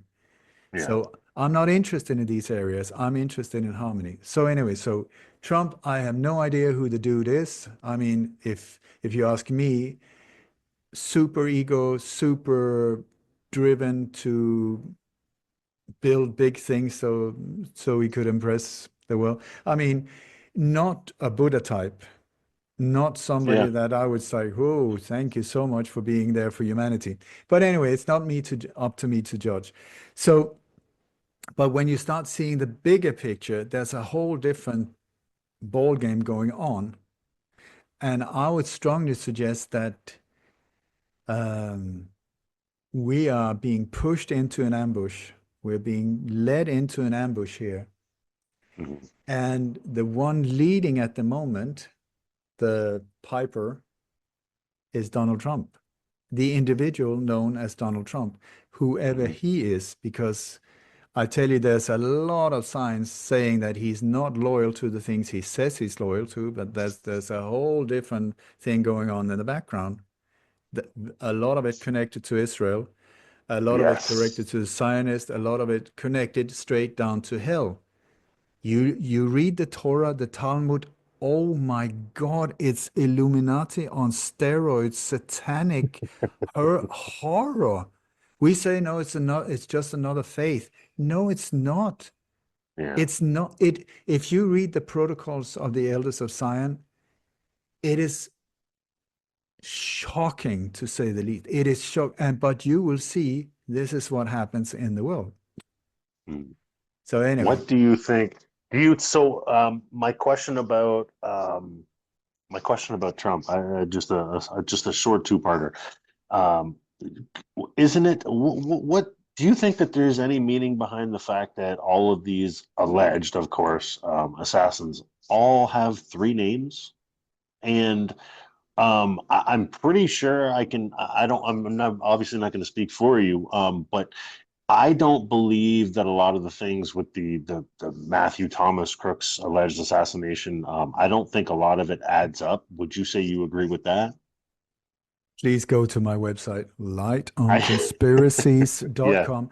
Lightonconspiracies, plural.com. You have to put .com in because otherwise you won't get to my website. Google, I noticed that when I first started it's looking like you up. I noticed that myself. Yeah. you look up Light on Conspiracies, yeah, government podcast.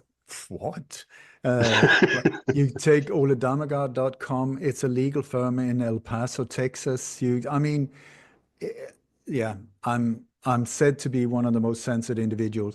And why? I've been given a peace award and I'm facing 18 years in prison for doing the same thing. You have to ask yourself, what is going on? Actually, what the hell is going on? Yeah. Because this is an Yeah. inverted, bizarre reality. So, to make it short, what happened, three names, first of all. I don't know why, but I think they do it all the time. The three Yeah. names of the assassin. I don't know why. I think maybe it is to add credibility. Oh, we've done our homework. We really Sounds like a looked real into person. Three names. Yeah. three names. But it's the same with Martin Luther King. Nobody knew him as Martin Luther King. They knew him as Martin King. Anybody who Hmm. knew him as Martin. But and then with James Earl Ray and you have Lee Harvey Oswald. Lee wasn't. He never used the word Harvey among friends. Never. So it's like Strange how where. they do that, isn't it? But it is part of these operations. So I think it's a psychological Yeah. thing that adds to the credibility of that but with this Crooks thing, I mean, they love the names. Come on, Crooks, and then you have two biblical name also, Thomas, Hmm. Matthew, and Crooks. They love the whole thing. So what I would strongly suggest, and please go to my website, Light on Yes. Conspiracies. There's one called most viewed. It's a webinar, two webinars. I've been breaking it down in great detail. Not here to persuade you, just saying, please look here, please look there, please Yes. look here, please look there. If you believe the official narrative after that, I would say, please reinstall a new brain because Yeah. it's like so. I agree. You did a great job of it. Yes. So I would like to suggest to jump to what actually happened there. There was no shooting going on at all. It was a completely staged event in the middle of nowhere, in the Yeah. middle, out on a field, a population of 13,500, where the background was crowds that was rented by a company called crowdsondemand.com. You go there. Do you need a crowd? It's even Donald said it. He said some people do it in an interview afterwards. Some people do it for a living. They're called crowds, and then he just stops. I Yeah. heard that too. Yeah. Uh, You're absolutely right. Yep. and dear Donald. So when you look from a security point of view, horrendous that place. It's so dangerous from a Secret Service agents not behaving like Secret Service agents at all. Then it turns out they were not Secret Service agents. Even after Donald Trump hailed them and said, "Oh, they saved my life. They're amazing." Then it turns out they were not working for the Secret Service. It was like Homeland Security. Then it turns out no, it wasn't Homeland Security. No, because they were crisis actors. They were doing a horrendous. The whole thing. No real shots were fired. No real assassination attempt was done at all. At all. If you ask me, at all.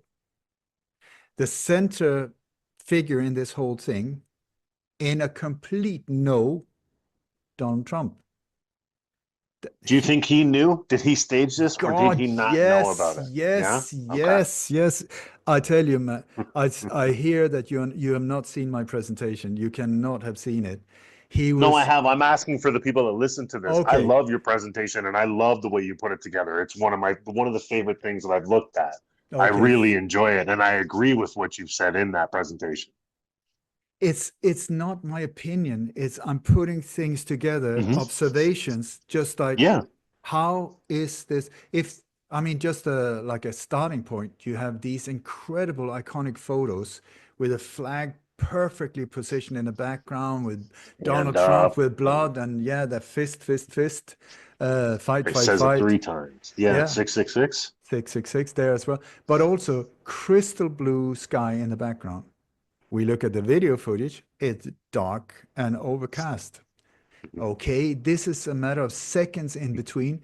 Then you got interviews with witnesses who said, yeah, I saw the shooting here and they were carrying a woman. Where did the woman come from? Because there was no woman injured at all. But anyway, how was the sky? I mean, we're talking like just like 10, 15, 20 minutes after the whole thing was going on, witnesses were being interviewed. And it's completely clouded, dark sky. How can you get crystal blue sky and a clouded sky at the same time? You cannot. The flag in the background, I'm located it because I couldn't find it to start with. Where did it come from? It's a Yeah. flag that is hanging above the stage, but the location of that, and if you calibrate the angle from where the photographer was, you cannot get the It's not flag there. in like that at all. These photos, 100% staged in studio staged, high quality, I mean, beautiful, iconic photos, Mhm. absolute bullshit. What about the And person did that person die in the crowd? that one, I don't know. That I'm not sure because sometimes they sacrifice people there as well. Yeah, 100%. Yeah. So I am not sure what happened there. But I know there's a massive psychological operation in that whole thing going on as well. But what seems to be the theme of this psychological operation, not my opinion, just where it's pointing, is to get the high priest into becoming anointed as the King of Kings. Yeah. The whole Jewish background, it's the theme is screaming all over the place. Mhm. The way that his ear is covered with blood here is exactly according to the Jewish rituals when they do that. They put blood on the right foot, on the right big toe, as far as I know, on the right thumb, and on the ear when you're taken to that position. What do we find on the stage? His one shoe, the right shoe off, and the right sock off. On this, it's the whole thing. It And is, how does the sock come off? Like, it's unbelievable, isn't it it? is, I think that what they've done is they made us watch this ritual of making the anointment of him into the King of Kings, the Mm. Messiah, the whole thing right in front of us. When they went behind the podium, the ritual was carried out. I wouldn't be surprised if there had been sort of like um, a trap in the stage or whatever. They just went down, and underneath there were these different priests doing all of these things with Yeah. him. Also with the smearing, on the hand, the foot, all of these things, and then come back up, fight, and leave. The whole setup, the so-called military that are there to protect them, you will see they're on standby behind a truck, and you got like a film assistant who's saying, wait, and then when they drive off, he said, okay, now you can come. And so they come running out with the guns. And you've got the body cam footage of the police after the shots were fired. They're running around, and then they finally managed to find the dead body of whoever that was up on Yeah. the It looks roof. like a doll. You look at the whole, when they're running around, where's the crowd? Where are all the parked cars? Did they walk there? All of them? They're empty parking lots. You see the timestamp, so that it must be correct. The timestamp is correct, but nothing else fixed is fitting, and there's no people. They're running around, no adrenaline. I mean, we've just had an assassination attempt. Like that is normally what really kicks people into gear, and then Yeah. they managed to get up on the roof. They go into the building. That was the headquarters of the local police, and Yeah. Yeah. that's the roof that Crooks managed to get up on. Are you what? What? Yeah. How did he get up there? Yeah. No, And I mean, if you look at how Secret Service works, I mean, I'm a friend of one of the world's leading experts on Secret Service. He knows the drill. He's interviewed hundreds. He looks at this. It's like they've got like different, like what do you call it? Like rings of security, like iron rings of security, like this normally. None of that exists in this case. Where was Crooks? Was it like 2 miles away with a scope like that? No, at the closest building, the closest one. And then, yeah, but the shooter might have been up in the water tower. Why on earth could anyone even get up there? Because the whole thing was staged. I swear you, if you want, come here, chop my right arm off with a chainsaw if you feel like it, if I'm wrong. If the official narrative is true, that he was actually shot at, feel free, go for the left one at the same time. I don't care. I'm going to jump around. Nothing is further from the truth than the official narratives. And then you also have to ask yourself, where did the hole go? I mean, people barely any scar, no nothing there. Yeah. If you have like an earring, I don't even know what to call them. I mean, these big ones, you have like that because his doctor said it was a 2 centimeter in diameter hole. 2 centimeter. That is not a tiny. That is like this is like 1.5, maybe 2. Say 2. Okay, so you put that there. That is a massive hole. It's a big hole, yeah. Yeah. And the I ear tell bleeds a lot. Ear bleeds a lot. There was no dripping. There was no nothing like that. And also, he's not Prince Charles like this, or King Charles, if you want to believe that. His ears are a bit like mine. How? And also, I've spoken to veterans, the different war veterans and stuff like that. They say if a bullet comes that close, you're deaf. It just the impact from the compressed air around the projectile will just blow your eardrum. Rupture your eardrum. Yeah, rupture your eardrum and also cause a lot of damages around here. Here, the day after or 2 days after, there's not a scar. He's fine and playing golf. He's telling us, where's the scar? Where's the hole? You talk to anyone pierced in the nose or whatever with these big earrings, take that out. How fast does that heal? It will take months. It doesn't. It doesn't. It does. I know. Yeah, no. One of my very, very good friends. I think they call them spacers, and he's got one that's pretty much exactly the size that you're saying, and it took him probably maybe 12 years to get a little bit of healing out of it. So a few days I was questioned big time. Then right after it, he was talking about it, completely not truthful. And also the way that, I mean, if you look at this as a psychological operation, so it could be one to boost his popularity, that he staged it for just to get up there and then win the elections. True. But I would take it one step further because the underlying theme is this Jewish theme.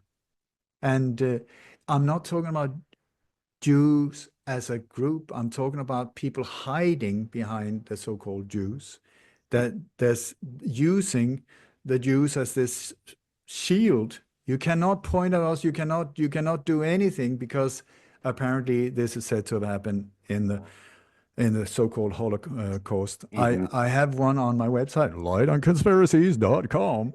You can go to, I think it's most viewed there. Also, it's called Making Critical Thinking Illegal.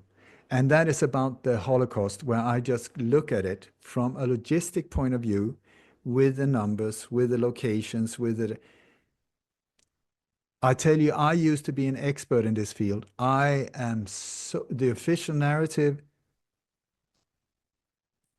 you know, when you start finding out that the chimneys aren't even connected to the ovens, when the ovens can't possibly do like 100th, they didn't have the capacity of 1,000th of what we're being told. And it's just the whole. So anyway, if you're interested, because this is the one you cannot touch. I mean, this is the thing. You start pointing in that direction, they will destroy you. So Oh yeah. I was really nervous Yeah. because I made this interview like 10 years ago or something. I didn't know how it would end. But anyway, I break it down, and it's also with statistics, with images and all of these things, and you will see bullshit, bullshit, bullshit, bullshit, bullshit, bullshit. And we come down to a situation now where the 6 millions, hello, phew, these numbers have never existed. You check the population of the Jewish population before the Second World War, you check after, more or less the same. 6 millions, I think there was about 15 millions around the time of the Second World War.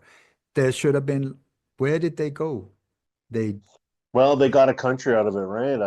Mr. Rothschild saw to it that it was either keep hunting down alleged Nazis or take a country, and they chose the country. So, I mean, in it's 1948, it gets formed, and I guess and apparently Germany is still paying reparations for that to this yeah, day, yeah. which It's Germany is not even a free country. It's under US occupation to this very day. yeah, That's why you yeah, cannot say it happened in Germany. No, US territory and also NATO, which is more or less the same horror show. same thing. So yeah. So this is also why these things are important to become aware of, because what it's affecting us to this very day, and it's affecting Yeah, people like in Gaza in a very horrendous way, because the rest of us have been too busy with our own, playing with our belly button and not caring, you yeah. know. So I, it's I, like, I yeah.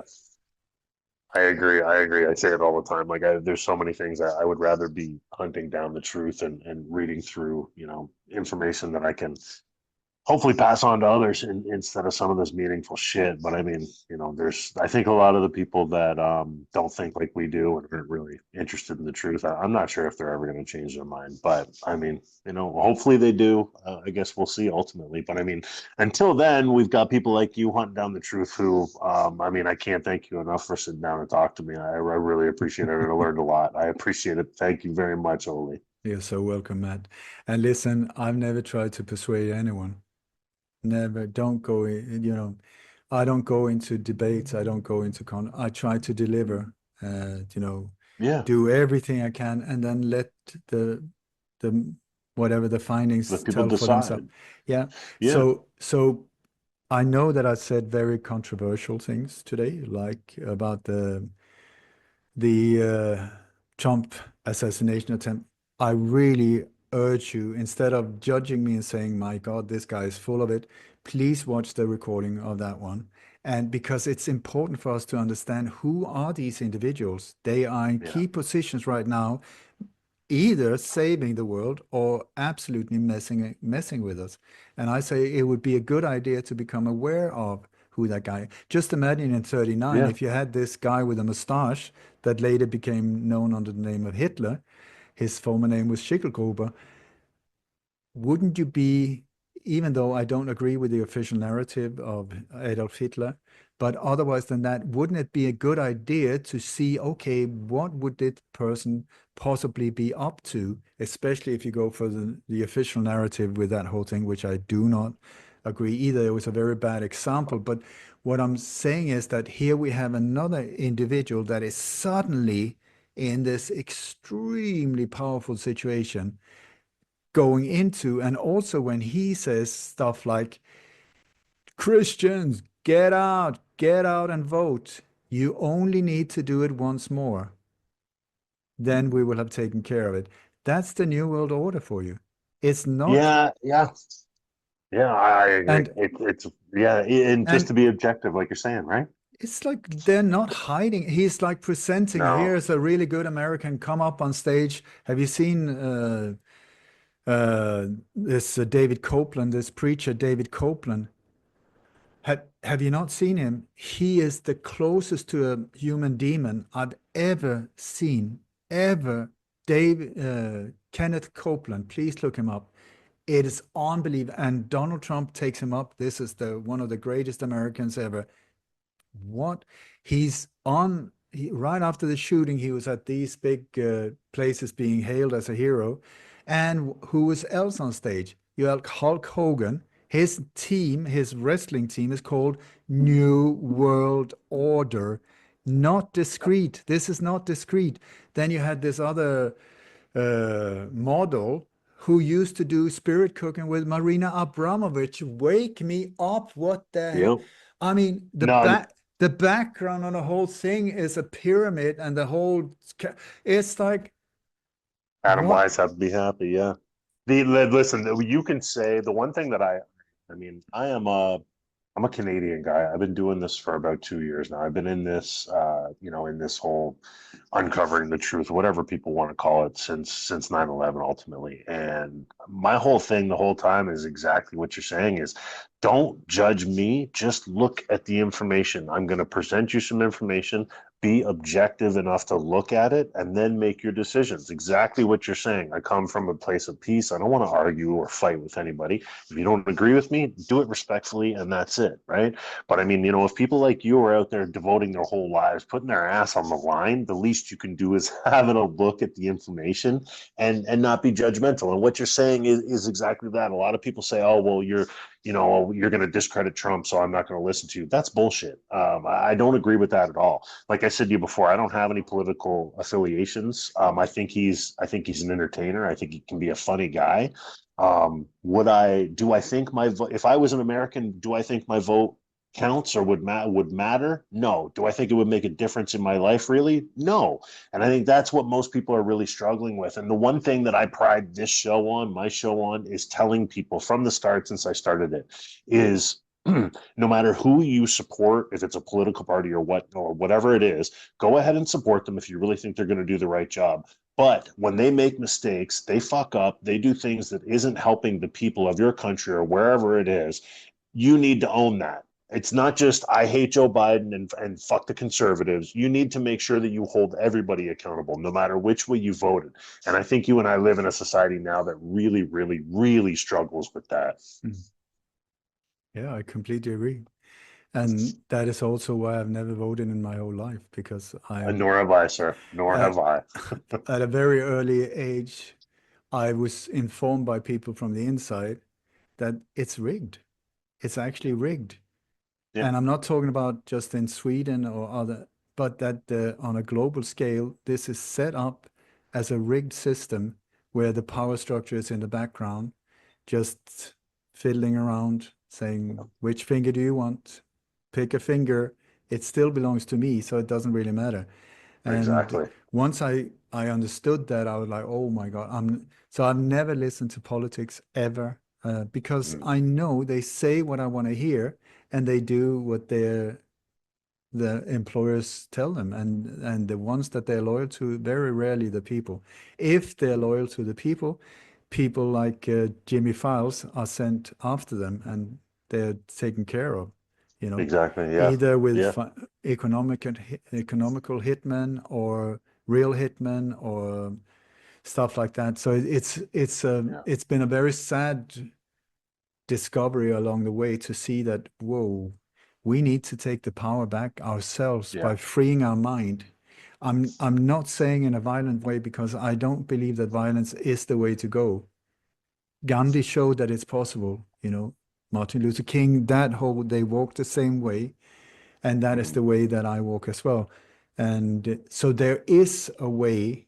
It's just not a way that is easily showing itself. We have to find it ourselves. I agree. Listen, Ole, thank you so very much for joining me.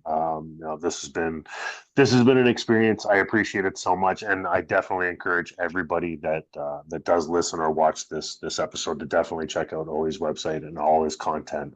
Could you once again just tell us where we can find all your information? Yeah, it's Dammegard, double M, Dammegard.com or lightonconspiracies.com. You have to put .com, otherwise it will just put you into a lot of different directions. That's the website. It's my whole life there. There's like more than 1,300 interviews. There's hundreds of podcasts, of sofa talks, of webinars, I've really tried to deliver as much as I can as a selfless service type of thing for humanity. So you can stay on that site. And as far as I know, everything on that site is based on truth.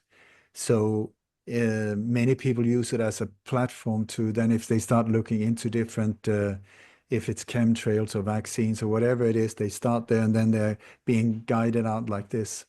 But also, I would, as I'm said, I'm being messed with quite a lot. So if you would consider it, please, donations, extremely appreciated for me and my family. We have membership area also with where you can access so much of this information. My newsletter also, where I often predict and show what's going to happen.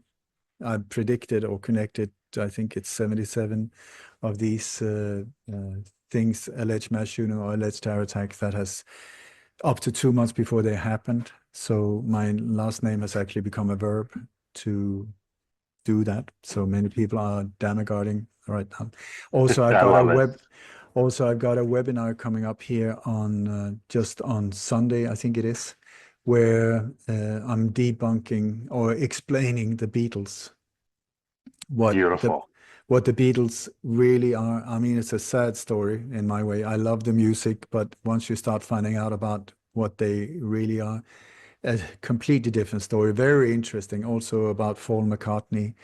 Yes, Not dying or about dying, yeah, and then never going on to it. No, the real Paul died and he was replaced by another guy. Yeah. But the story is so much bigger. So this is on Sunday. So go to my website, lightonconspiracies.com, and sign up there. Even if you can't make it live, I'll send you the recording afterwards. But also during these webinars, you can ask any questions, and we have a great hangout. It's super interesting. And by the way, Awesome. I just want to mention that I also found Elvis. There's another webinar for you. He's still around, a beautiful individual. This is one guy that I really think should be celebrated because the way he had to arrange his own death, because he did things that were very, very brave. He was standing up against organized crime and exposing a lot of stuff. And there was a contract put on his head. And so the only way to get out was to arrange for his own death. He did not mean that would be everlasting. It was meant just for a year or two before, so that once the storm had passed, he could reappear, but things went sour.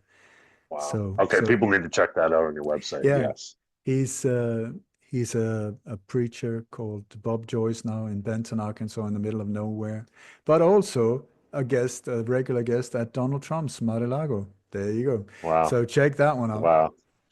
Thank you so much, Ole. I appreciate you joining me. This has been a great, great show. Thank you so much, Ole.